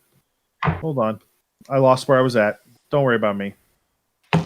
Just gonna keep talking. Where did I go? I don't know. Where It's did the you? other way. Where have you? Existentially or physically? I lost myself in my own module, and I should know where. There it is. Cheese and rice. Now, did the parade take a strange route, or did it go straight down the street? It essentially weaved its way through town. Are the people happy in the parade, or are they all dead-eyed like, oh god? Oh, no, this they're is very excited. It's mostly kids and teens and a couple of adults, but it weaves its way through town and ends at the farm. So the parade was totally normal and happy. Yeah. At So least- you guys are at least kind of one thing can be. you're enjoying the ambiance, and shortly after dinner, there's a big bonfire out at the farm, and everyone's just enjoying themselves. There was a cookout, so you guys got to try some very rustic food like hot dogs. What are these tubes with meat? I'm sure we've had Tubes. sausages before. Look, we're from New York. Oh yeah, we've Yeah. had street food, hot links. We've had it all. It's Yeah. hot tamales. I've had elevated street food, I'd say. Yeah, fifth. Okay, no more banter. I'm sorry. No, you guys are all right. We just need to play these characters with no plot sometime. As the sun finally kind of goes away and the last bits of twilight turn into night, every jack-o'-lantern in town, the candles flare brighter and they scream. All of them. Oh. It echoes through the town in a way that is not heard. Everyone is very unnerved by it. I need everybody to give me a sanity check. And this is where my sanity So my breaks. 4 hours went off, so I'm not on penalty anymore, right? You are not. That is correct. Okay. Just so you know, to my character sheet just now, I added the title Kingslayer. Yeah. And I passed my sanity check. I failed mine. Well, I was going to fudge, and I rolled 3 sets of dice, and they all came out the same. So that's what I get for trying to cheat. If you succeeded, failed you will lose 3 a times. D6. If you failed, you'll lose a D8. And that's a halved D6? Wes looks like he's... No, you just lose a straight D6.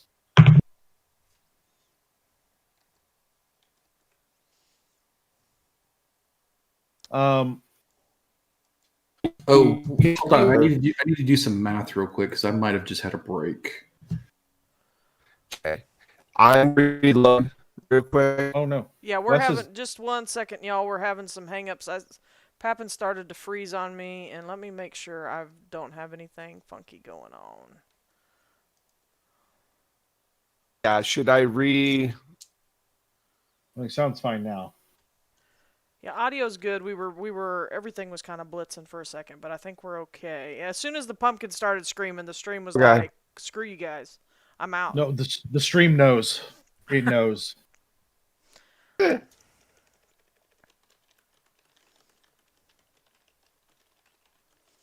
yeah, I failed. I lost 5. What were you saying something, Wes? I thought I had froze and I was wondering if I should Ah. reload, but now am No, I everything's okay? fine. Yeah, you look good. Yeah, you sound okay. Yeah. I think you looks like you're moving around just fine. Yeah. we're all good. As the screaming of the jack-o'-lantern ceases, there's still screaming going on. But it's coming from the cornfield as you see, I don't know, half dozen teenagers, 3 boys, 3 girls, come running out. And you hear, "It's alive! It killed Amy and ate Chuck! Run!" And they bolt towards town. Poor Chuck. Well, I knew him My- well. my detective skills tell me that there's probably trouble in the corn maze, and I should check it out. Wow. Can I get every one of you to give me a spot hidden?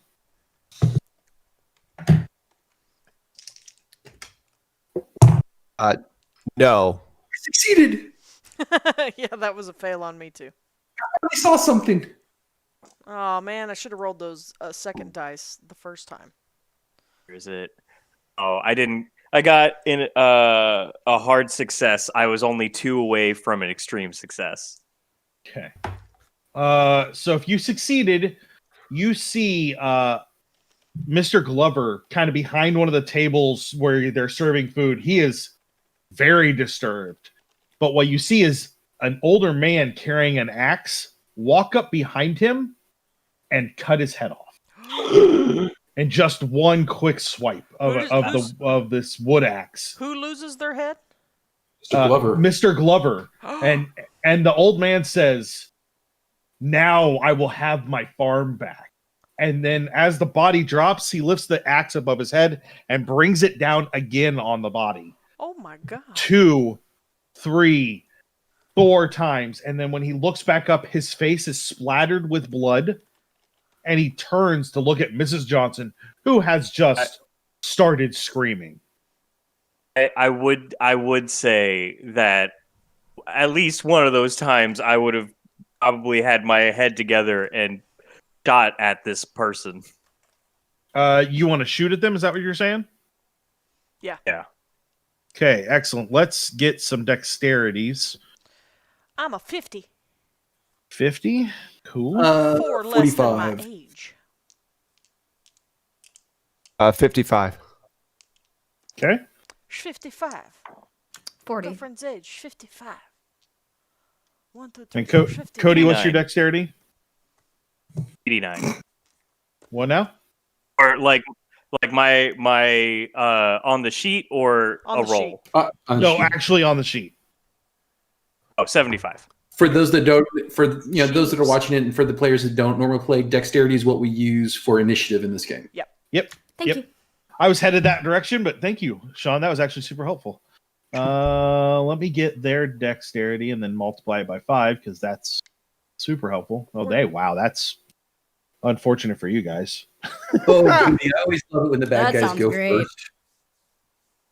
I mean, if they're going faster than Banks, then they're, good on them. That because they're Dexy.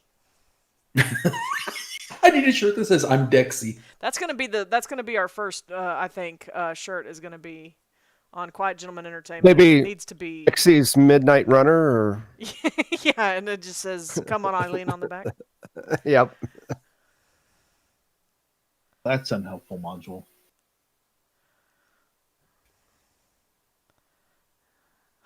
Can we get away with No, it? John, I'm with you on that. On the weird Texas businesses like the donut/gun stores.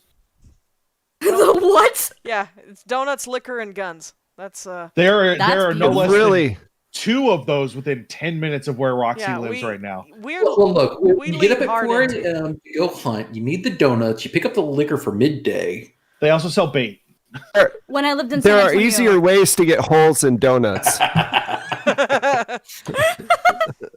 Are there more fun ways? It's when the No. donuts are it's the donuts in the adult bookstore that are the same that we're like, this isn't a good way to get Oh. Oh, my filter kicked in. your filter kicked in. My filter kicked in. I do remember a San Antonio drive-through liquor store, which was interesting. In Shreveport, drive-through daiquiris are huge in Louisiana. It's like they just take, but you don't drink and drive because they tape the straw down. So as long as the straw is taped down, no one can have a drink out of that alcoholic Yeah, daiquiri. definitely. I mean, since we're in the Baptist Bible Belt, you still cannot buy beer on Sunday before noon here. That is true. Yeah. That is the same in Indiana. You have between noon and 8 p.m. And if you don't get it then, you're out of luck. So the first time I went to a Bonds on the West Coast, it totally shocked me when I saw hard liquor for sale in a grocery store. Yeah. So, Kodi, you are not first to act, but it is now your turn. Okay, I'm gonna shoot this dude in the head. Okay. Oh, so a couple of things about combat, which we should cover right now. Okay. When engaging in combat as the aggressor, just let me know what you're going to do. That's fine. As a defender, you're going to have 2 options. You have the option to fight back and the option to dodge. Fighting back will be rolling whatever your combat skill is. Dodging will be rolling dodge. If you roll dodge and you both tie at the same level of success, the defender wins. If you fight back and you both tie, the attacker wins. So unless you're really good at attacking, it is usually better to dodge. Does that make all make sense? Right. So go ahead and you're going to shoot the guy. With my handgun. Go for it. Right. That is a success. Okay. Is it a regular success? Yes. He also gets a regular success on his dodge. So you fire and he kind of just barely gets out of the way in time and turns his eyes from Mrs. Glover to you. Real quick question about your gun. What kind of gun do you have? Okay. A gun. I don't. Are you So, a it doesn't revolver? Are you a exactly seem- semi-automatic? What, like? I'd say probably a semi-automatic. Because I don't So- think you have. Yeah, you probably would have done the on here. 1911. Yeah, I was gonna say it'd be a 1911, so that's the 1d10 plus 4. If I'm yeah, I think so. Hold on. I only have unarmed under weapons, but like I have a handgun skill that's pretty high. So I Yeah, figured and I that would have absolutely one. makes sense. So let's Yeah, the assume. 1911 is 1d10 plus 2. Okay, and then how many rounds does it hold? 10. So we'll assume that you reloaded from the one you fired earlier. So you have fired one. You're down now down to 9. That is something that we will definitely keep track of. 7 per clip, so he's down to 6. Oh, down to 6. Okay, so there you go.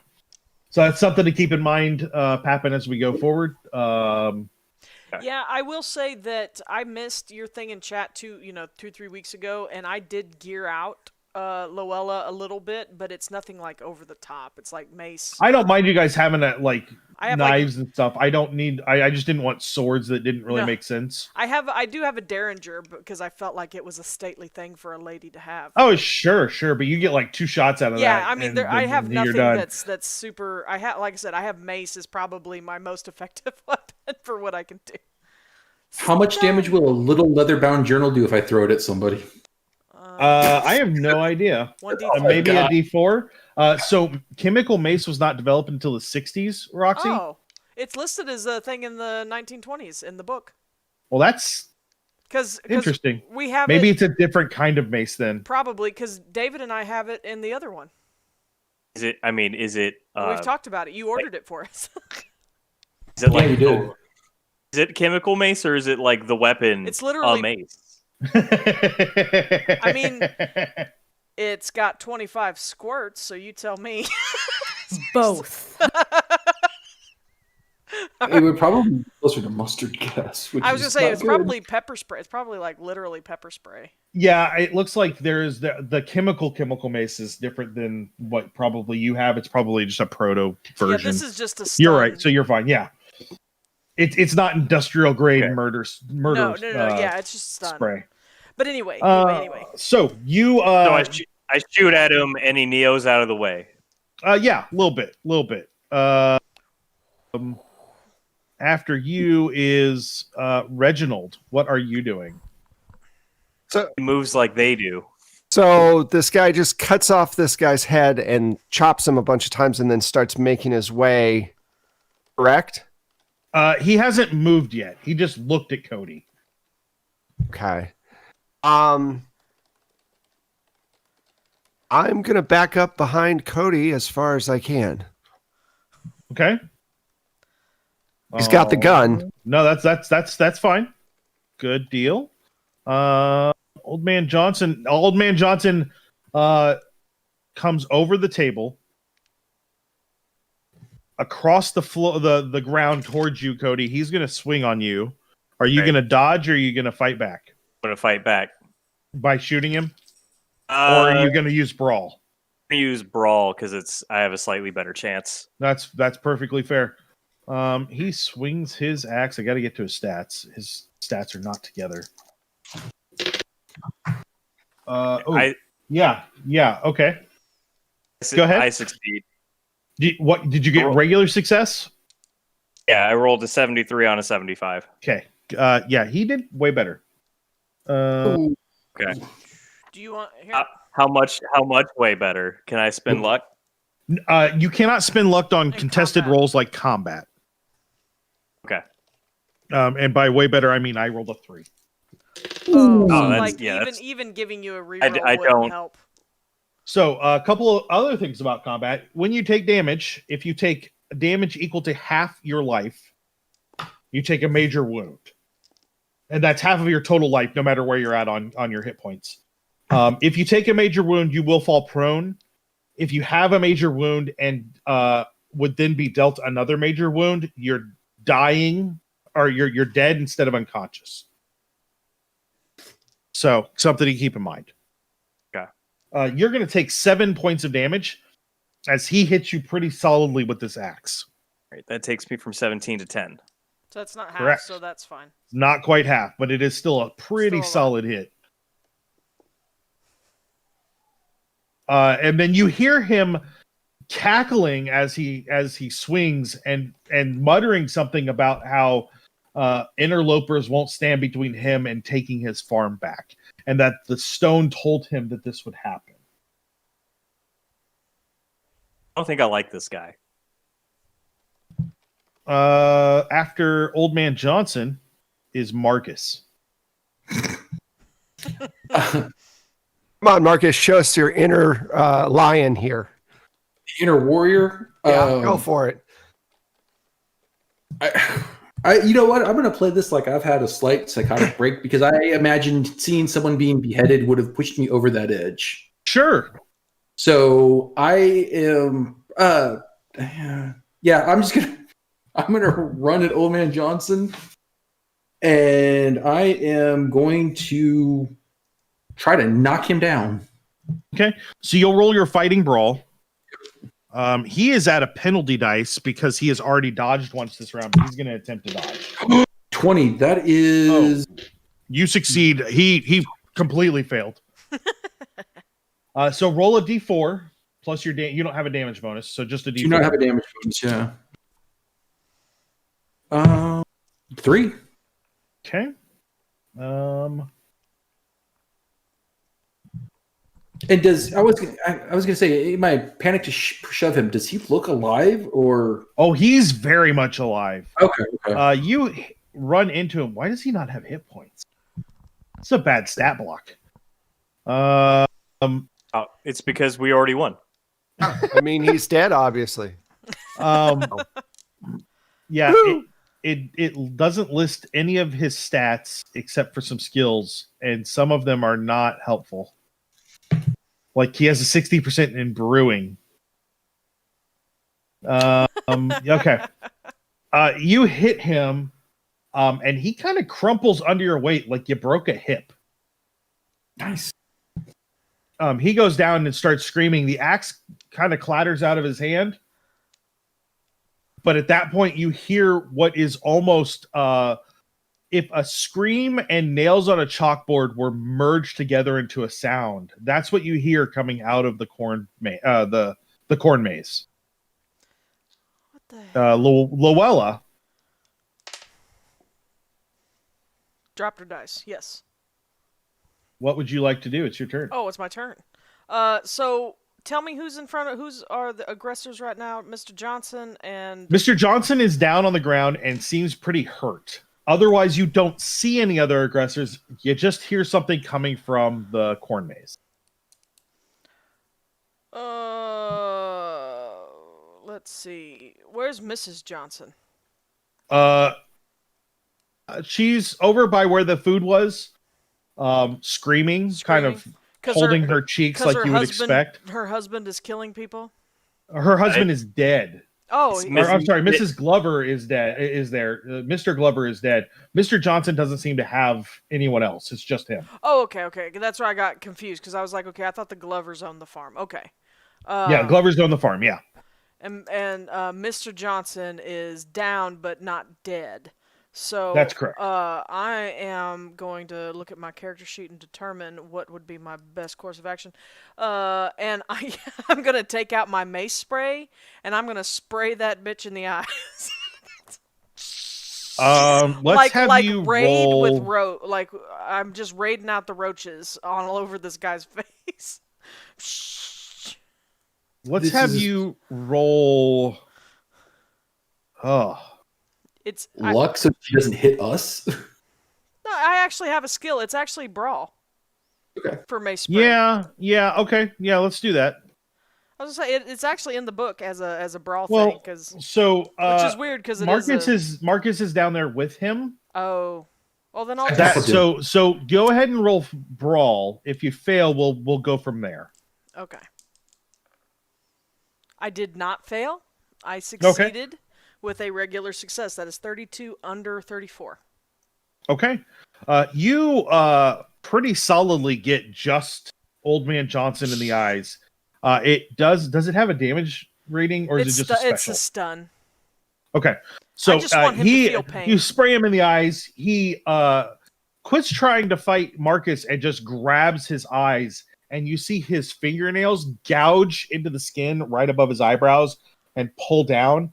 and just rip the skin, and I mean like rip it, and Not blood just starts pouring from his face. You insane, dirty old son of a bitch and pervert! Get the oh.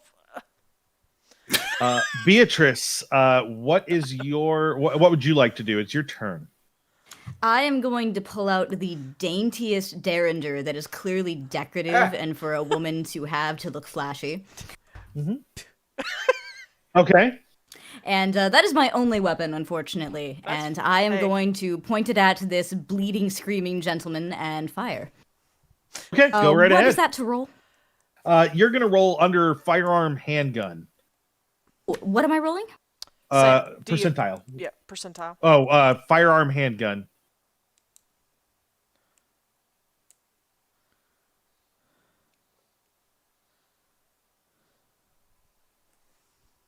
Just trying to find it. That's our it's second column, like third fifth one name down? skill. Fifth one. Yeah, fifth line. And I need to roll under, you said? Yes. Yeah, under the 50. I hit nothing. Okay. So you fire. It hits the ground next to him. He screams a little more. I think I scream a little bit too, because I'm down there with him. Marcus pees himself. A little bit. I need everyone to give me a spot hidden. Failed. That is a no. That is a 10 under 66. So yeah, that's an extreme success. Let's see. I got a. Oh, I rolled 9. That is exactly my extreme success. Nice. Wow. Okay. We're doing Absolute great here. failure. So the ones of you that succeeded, you see the corn maze is just rustling. You remember in Jurassic Park when you see the grass and the raptors are coming through the grass and all you see is the grass moving? It's just like that. And then out of it comes a 9.5-foot tall scarecrow with a pumpkin on its head. It looks as though each eye has its own candle, and flames are kind of shooting out of those eyes a little bit. And there's just blood and gore all over the mouth and these very pointy teeth. And when it turns and looks at you, its hands each finger is a sickle.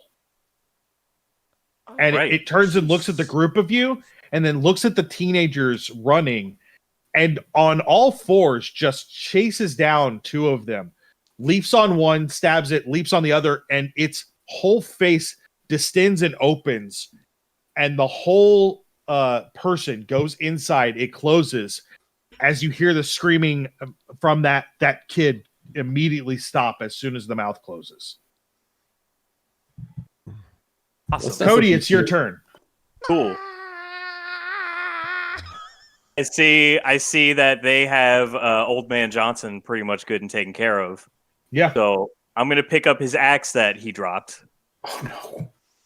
Well, there you Okay. go. And I'm gonna say, I've already taken out the king, and do like a really cool spin and have the axe in a ready position. Time to kill God. And I'm gonna run at it and try to cut one of its arms off. So it is far enough of distance away that you're not going to be able to get to it this round of combat. I'm gonna In fact, run at it and shoot it with my gun while holding this axe. Okay, I will. It will take you, if it doesn't move, it will take you at least 3 rounds of combat to get there. That's the distance you're looking at. It's I gonna just want come you to know towards me after I shoot it with my gun. Sure. I just wanted to make sure you're aware before you start running out there what's coming. But yeah, go ahead and roll to fire or roll to shoot it. Yeah, I am still gonna like run towards it though. Yeah, absolutely. Okay, where's the 10 one? There we go. Ooh, 21. It is a hard success. Okay, I'm sorry. I'm looking on stats for. Why do you not have a dodge? Do you just not care enough to dodge? I mean, if you're a 9-foot pumpkin vine monster, would you? I guess not. That's fair. Yeah, that's. He doesn't get out of the way. Other people get out of the way. That's right. He doesn't run away. You run away from him. You said a hard success, or yeah? Did you get a hard success? Yeah, I rolled You 21. could just half the dex of the creature. Go ahead and roll your damage. All right. So that is the D3. No. So that's going to be No, if you're 3. using your gun, it's a D10 plus 2. Oh, shoot. Yeah, I'm looking at my unarmed. Okay. That's a D8. Here we go. God, if a gun only did 1d3 plus damage bonus, we'd be fucked. There's no way around it. Okay. So I got 9 plus 2, so 11 damage. 11 damage. Okay. Where are your freaking... Okay. Oh, wow. Holy cow. Okay. He's Oh, probably got no. a lot, yeah. That sounds great. It's got like 150. hits. Good night. He's not supposed to die, guys. Mm-mm. He's the boss that you like are like, is he ever gonna go? And you're like, oh, I was supposed to like hit the cutscene. I just had to hit him enough to get the cutscene. Right. So after you is Reginald. Who's still backing up? I'm gone. I'm going the opposite pace direction of Edward Scissorpumpkin as quick as possible. Edward Scissorpumpkin. That's the Done. name of the episode, Roxy. Edward Scissorpumpkin. Edward Scissorpumpkin. Just, write that down. Totally. I'm appreciative of Kodi's wanting to be a action hero, and I will let him have at it. I'm heading towards the car. Even if I I'm don't sorry. know how Real to quick. drive. Real quick. Everybody roll me sanity. I forgot about that. I was wondering about that. I'm like, Yeah, we're staying We quite see sane. every day. Success for me. Failure Failed. for me. Just over. If Still you sane. failed, you're gonna lose a D4. If you succeed, you lose a D4. If you failed, you lose a D8 plus 1. 5. Okay. Only lost 2. Haha. yeah. So I'm running towards the car. Okay. Hope you Hoping- can hotwire it. I have the keys. Well, I'm hoping that because it's the 1920s, and I want to hope maybe get a luck in this, that the keys were just left in the visor. So Yeah. After Reginald is Old Man Johnson. Old Man Johnson starts crying and wailing about the mistakes he's made. It's clear that there has been a moment of clarity in him, and you hear him say, the ritual has to be undone. You must destroy, or you must undo the ritual at the stone. And that's his turn. Marcus. So I'm still on the ground with Old Man Johnson. Yep. I'm gonna shout at him because that's at the level we're at. There's no subtlety. I'm just shouting. What stone? Where is it at? What are you talking about? In the forest. It's in the forest south west of the house. Maybe a few hundred yards, but the ritual papers are in my pocket, and he motions, but his hands are bloody from almost scratching his eyes out, but he motions at like the inner pocket inside his gonna grab little him. vest. Grab them, open them up, and see what. I mean, I'm not fighting any of this stuff. Yeah. No, you Yeah. have to smart us out of this, Marcus. So You pull the ritual out, or the paper out. Roll me an occult. Okay. Oh, it's a hard success. I rolled a 16. Do you want to spend a couple points and make that an extreme success? Yes, definitely. I didn't know if I could since we were technically in combat. This is technically not a combat roll, so I'll allow it. yeah, it's mostly on Um, like shooting and things like that you can't Let's see. dodge. So Um, I spent 3 points for an extreme success. So, looking at it, you're gonna it would be a way easier to do this with at least one more person. But it's gonna take at least a minute to do this ritual appropriately. I'm gonna holler. Oh, and you also need a candle, a bowl, and some water. Great. I know this is the middle of combat, but I'm gonna like, guys, I know how to stop this. I need a bowl, a candle, and some water, and we need to go to the forest. Okay. All of a Angus sudden, we're MacGyver. Yeah. Okay, Angus MacGyver. We'll be on our way. Paper clips, some bubble gum, and I'm gonna need a shoestring, 3 paper clips. So go check the food table. Someone go check the food table. See if there's some bowls over there. We're all just running around. I just take off running to the food table. Yeah. Okay. I'm So, gonna start running. I'll pull a candle out of a because- jack-o'-lantern. Lowella, it is your turn. Okay, I'm going to. The creature is nowhere near me. This is correct. Yeah, no, it's. I mean, it can be. What No, looks relatively quickly, but not I'm currently. screaming because I saw this, this creature run out and swallow a child.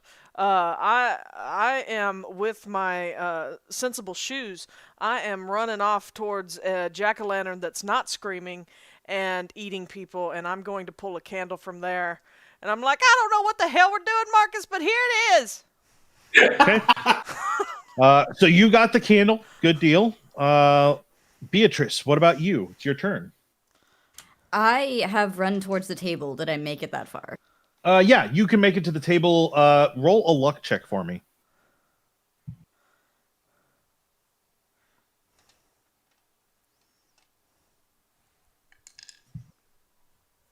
I unfortunately failed it.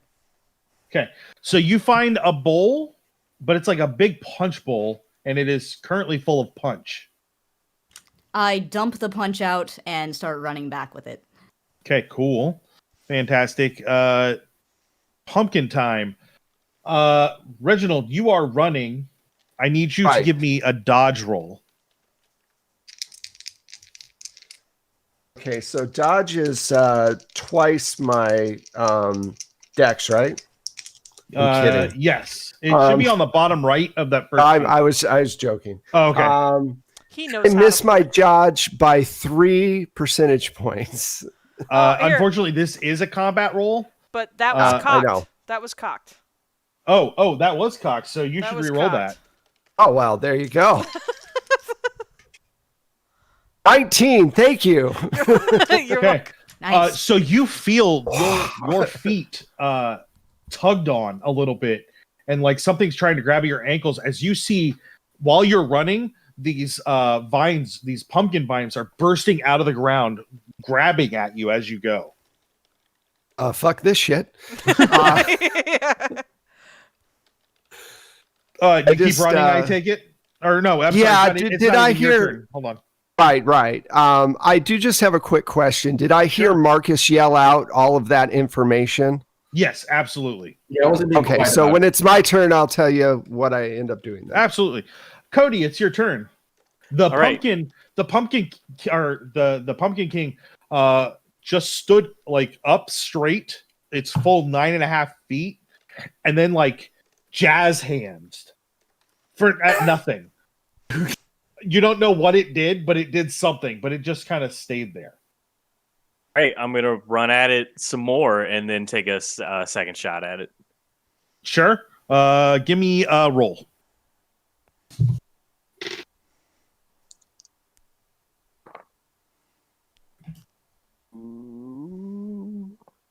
All right, so that's 62, so that's a regular success. Okay, I got a hard success on his dodge, so it actually dodges and you do not hit it. And when by dodges, what I mean is you shoot it and you look like you're gonna hit. It looks like it's gonna hit, and then its chest opens up, the vines part, the bullet goes through, and it all closes right back together. Then Kodi shouts, "Hey, no fair!"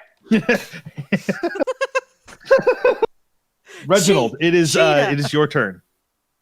All right. So now that these vines are coming after me, how how far away is this Pumpkin King thing? You would expect that it's going to be, say, like a football field away from you, from where the table was, like where the food was. But Kodi is about, I don't know, 2/3 of the way there. Okay. And then where is Marcus from me? He's a lot closer, correct? Yeah, he's kind of right there. You if you double back, you can get back to them. Otherwise, you were headed towards the car, so you're generally in that direction. All right, so I'll double back because if he's got a plan to stop it, then I will attempt to get back to him to help out. Because obviously, if this thing can get anywhere in the town, even in the car, I'm not going to be very safe. So sure. I do a loop around back towards Marcus, avoiding the vines if I can. Give me a spot hidden. All right, this is when I start rolling badly, just so everyone knows. I've used up. Oh, that was an 80. So no, I'm. You not can spotting spend anything. luck. Now's the time to do it. True. How far do you And have to I have most of mine. 80. Let's see. My spot hidden is. Where is it? Ah, there it is. Oh, it's only 50 points of. I only have to spend 50 points of luck to make this roll. Okay, so what the hell? I spend the 50 points and I've made it. Okay. You see the farm water pump, like between you and them. So you probably head to that and motion for Beatrice to come over with the bowl. All right, I do that. I flail like a Muppet next to the water things, like, oh, water's here, and start getting the pump going. And that's it. That's all I do. Reggie, you're actually doing physical labor. You know what? I might not be. I am cut. I am very strong. So my constitution's up there, so I can. It does look like we actually got that was cocked from for you if you want to re-roll it and not spend your luck. Yeah, from David. So let's back up and not spend that 50 luck. Go ahead and roll your spot hidden again, and we'll see. Thank you. Luck from there. Any help for the players from chat or whatever? Oh yeah, absolutely. It's always very helpful. I rolled a 6. Nice. Oh well, shit. Very nice. Bam. He found running water in this town without any. You see the pump. Also near the pump, I could are like bowl? 3 sides like placed rustically to kind of decorate the area. So you see the pump and what could be some good weaponry. All right, cool. So I call over to Beatrice to meet me at the pump. I grab myself a scythe, and I am ready to go. Old Man Johnson is on the ground. He grabs the leg of. Oh wait, no one's standing next to him anymore, are they? Because Marcus is. Marcus is still right there. He grabs the leg of Marcus, and he says, "You must." And he kind of coughs, and blood like spits out of his mouth. He says, "You must stop. You must stop it." And then he goes limp, and is dead. My shoes. Marcus, it is your turn.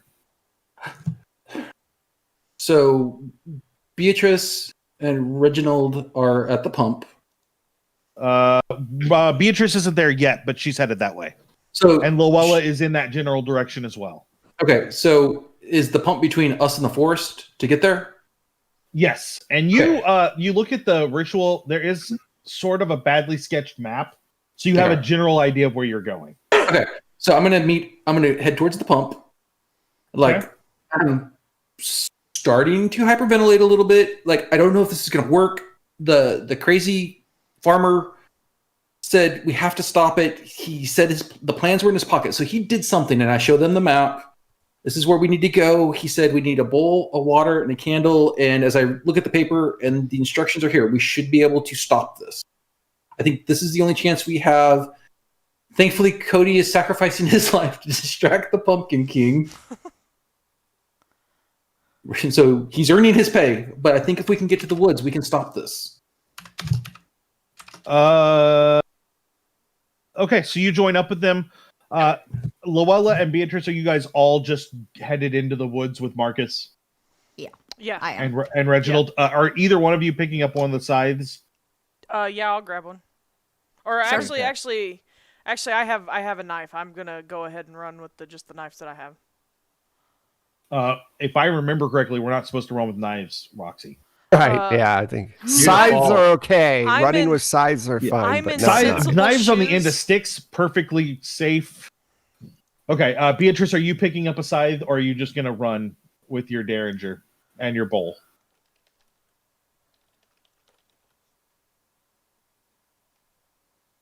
Blue, that's you. Oh, I'm going to. Sorry about that. So, yeah, I was spacing. I am going to just grab a side and run with the bowl and just get the hell. Okay. Like, So you fill the bowl with some water, and the four of you, because Reginald's with you, just head in that direction. So we're going to remove the four of you from combat because essentially you're not going to be in combat for a little bit. Depends on how long Kodi stays alive. Oh no, Kodi! Stay alive, Kodi. It all Kodi! depends on you. So Kodi, you see the Pumpkin King turn and look at you, and you hear something come out of its mouth that you don't quite understand. You know it was a language, but you don't recognize it at all. It's all consonants and more consonants. And then you see it moves towards you, and it raises an arm up like it's going to swing at you. But like vines come flying out of its arm and go to wrap around your neck. So it's attacking you. Are you going to dodge or fight back? I'm gonna fight back with the axe. Sounds good. How do I roll that? So that will be under fighting. Well, I'll let you use your fighting. Technically, no. I'll let you use your fighting brawl. That's fine. Okay. Oh, I got a regular success. I got an extreme success. Okay, dude. I rolled 15. So roll a d8 plus your damage bonus. Oh shit, you got some damage bonus on there too. Yeah, that's 6 and 7 is You big boy. 13? Yeah. Okay, so I rolled almost max damage on that. the vines come whipping out. You swing that axe and cut the vine off before it can even touch you. And it kind of drops to the ground. The creature screams. And the flames kind of like shoot out of its eyes, but it's way taller than you, so it doesn't come anywhere near you. It is your turn, Kodi. All right. While it's in its distracted state of pain, I'm going to run up and again, like I said earlier, try to cut one of its arms off. Sure. It is going to fight back. Yeah, it's going to try. I got an extreme success. Where's my other thingy? There it is.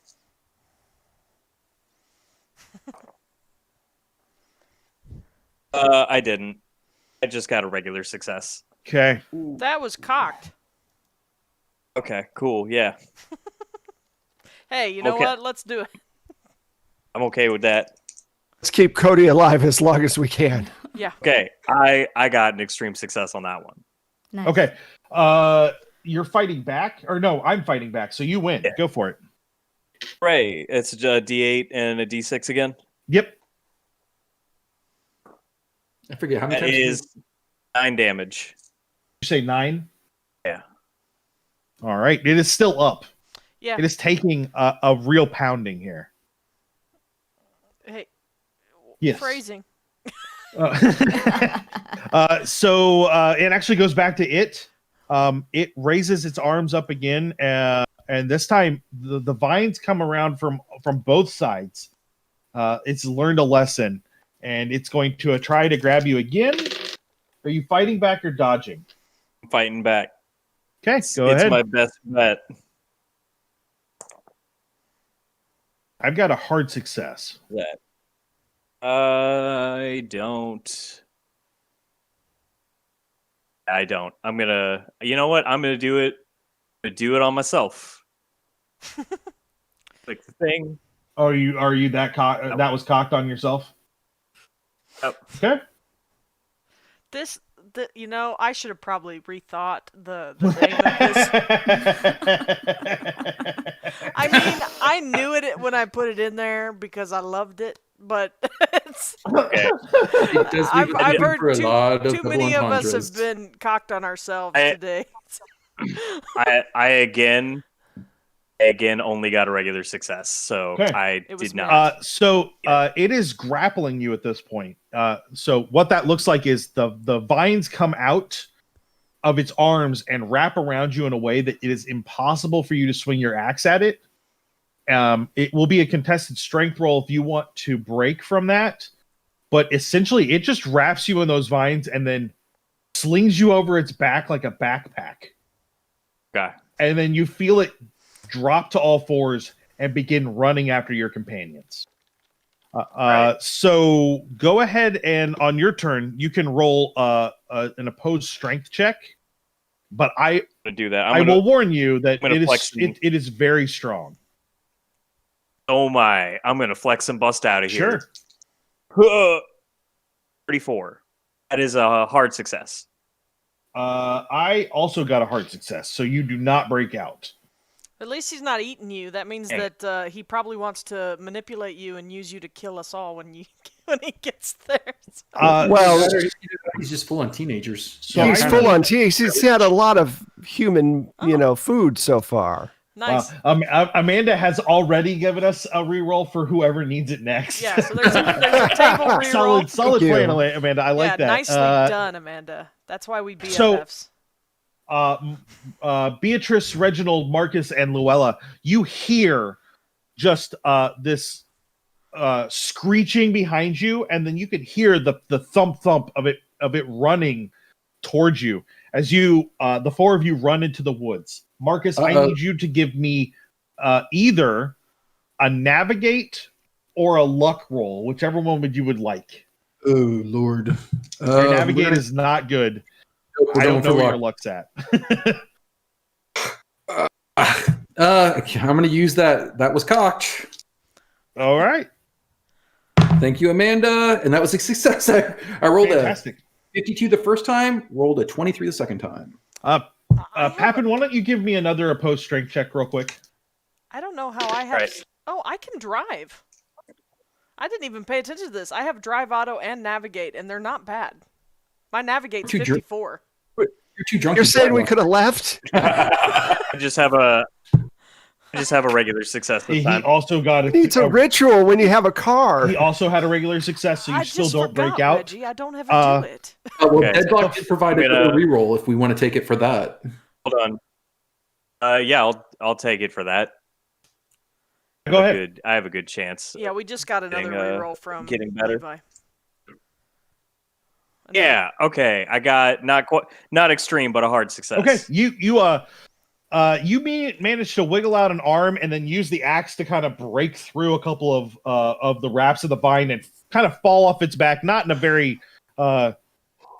pretty way, but you're on your feet and it stops and just turns at you. And we'll say that it's its turn. You're in the woods, but not quite where not quite deep enough in the woods where everyone else is. Yeah. Bring it on, you son of a bitch. And we hear that, and we're like, "Oh, he's still alive." Thank goodness he can still delay it. I'm just running with this candle. It's not safe either. You need to be so- running like this with the candle so it doesn't go out. Marcus, you know what you're doing, right? We're not just running into the woods for Well, no, the map. this accoutrement for nothing. No, the map shows us where to go. As far as knowing what to do, yes. There's instructions. The Pumpkin King is going to swing at you.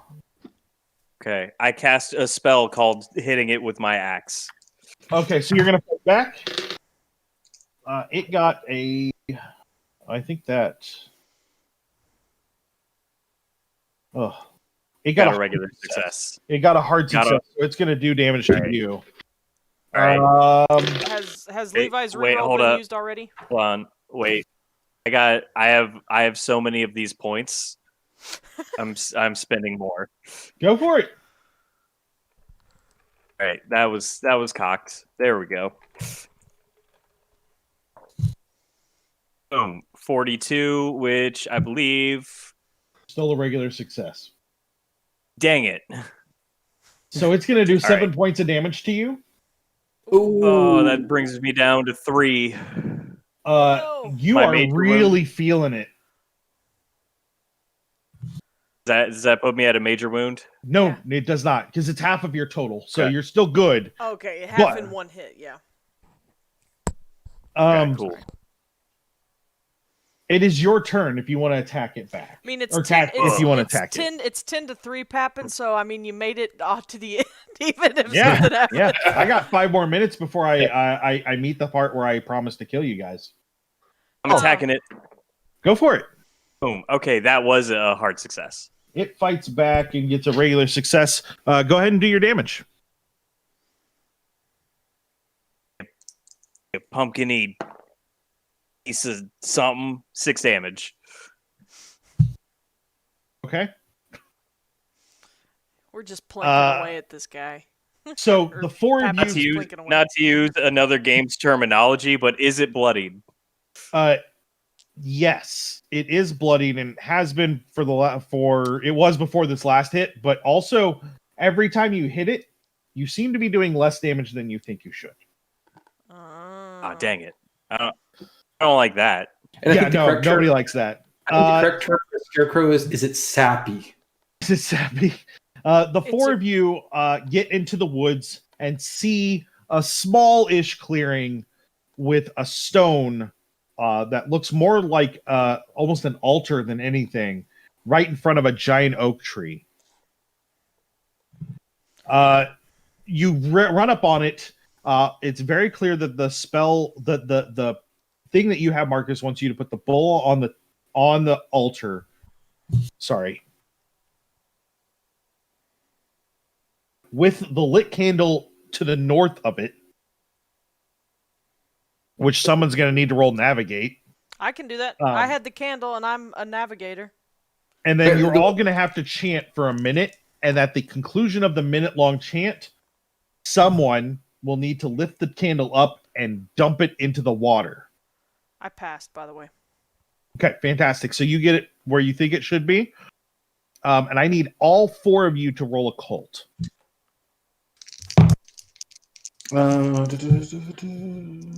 Regular success. I can spend luck if I need a hard success.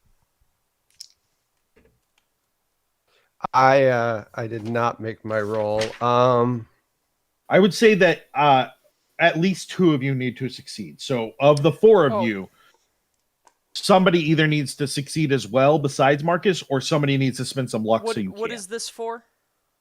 This is the chanting. Okay, but what is I'm the going to roll? spend luck. I spent luck to get a hard success just to make sure it was successful. Okay. Are we doing occult? Or what? Yes, occult. Okay, Yeah, I do have sorry. occults also. You want now? I have occult also, so I'm going to spend, and I'll get a regular success. Okay, fantastic. So the 2 of you, or the 4 of you start chanting. And Marcus, that feeling you've been feeling the whole time, you feel it again. Okay. Holy cow, there's a lot of spin those Cthulhu's, folks. I love it. Happen back to you. You can hear chanting. Right. You can feel this energy building. Jack, the Pumpkin King, turns to you and says, "You can die here, or you can join me and live. Your choice." Yeah, I don't plan on doing neither of those things, buddy. He swings at you again. Oh, yeah, go ahead. Are you fighting back or dodging? Fighting back. Awesome. Hard success. Good. Do your damage, because he didn't even succeed. Nice. Cha! It's 10. Okay. Any rerolls that were given that were not needed and not used, you guys can hold on to those. Table them. Oh, thank you. Okay, and then Kodi, it's your turn. All right, I'm gonna come down on him again with my new best friend, the axe. And John gave me a reroll for the Pumpkin King. We're gonna learn. John, what are you doing here? Come on. You're supposed to be I driving, you jerkface. Rolled. What are you doing? Rolled 7. That's an extreme success. Well, I'm gonna use that reroll. That is also an extreme success. So it doesn't matter. No, it doesn't matter. I did not use that reroll because I can't beat your extreme. So go ahead. Okay. Nice.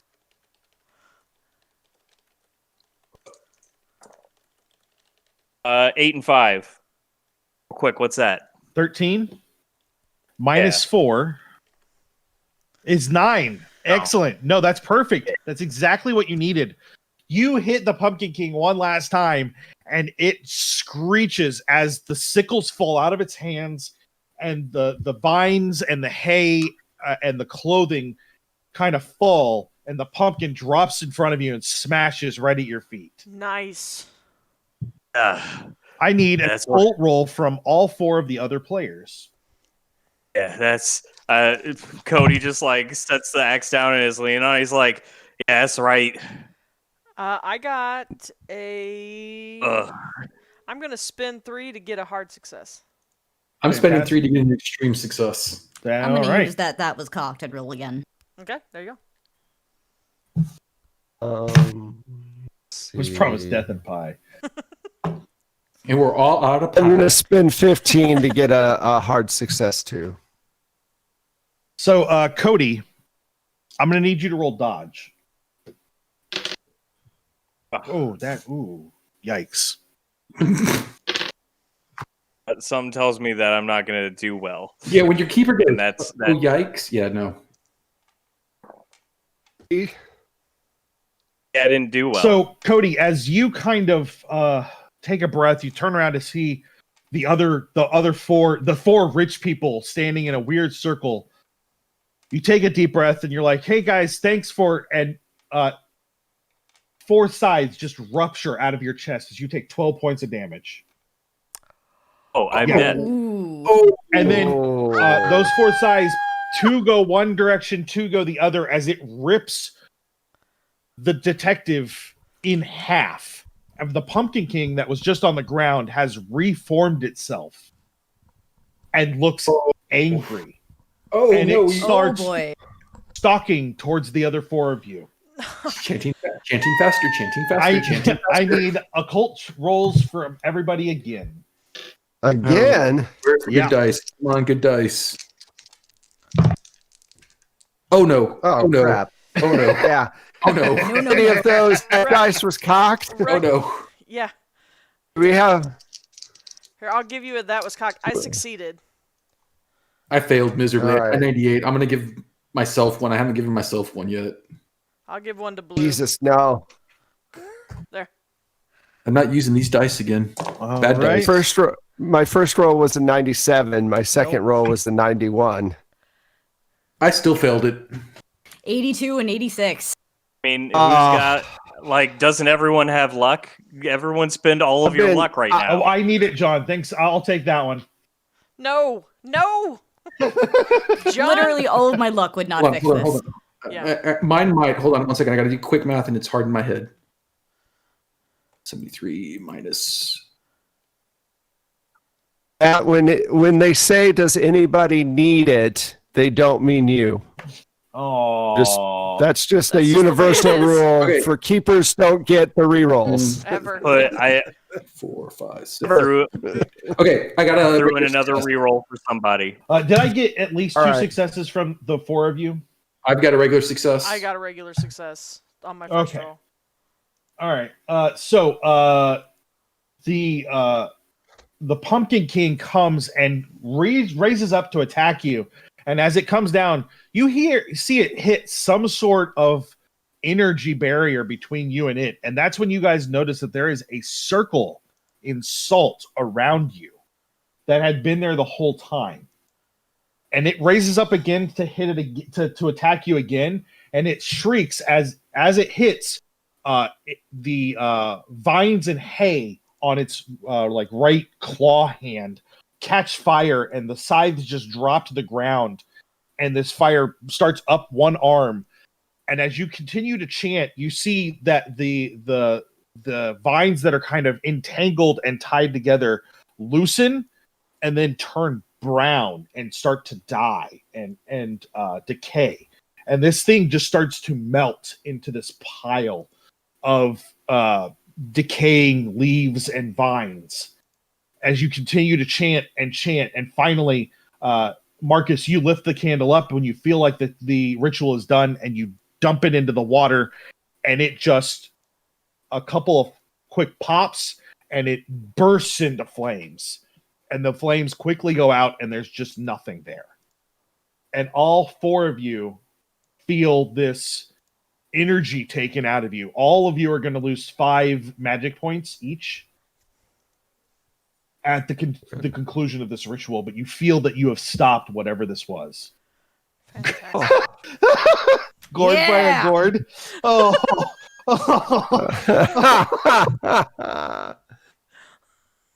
So that's it. That's the story, guys. That was horrific, and now we're going to have to find another Pinkerton.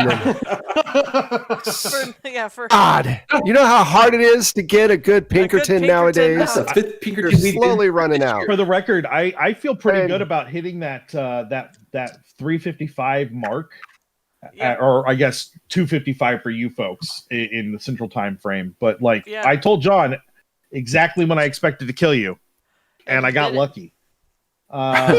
So we've got other shows. Tuesday is Tomes of Isolation. I'm going to keep playing Vampire the Masquerade Night Road. On Thursday, we've got Illuminated Page. We'll be back. A week from Thursday is going to be Growing Shadows, and then Friday I'll be playing Crown of Solasta.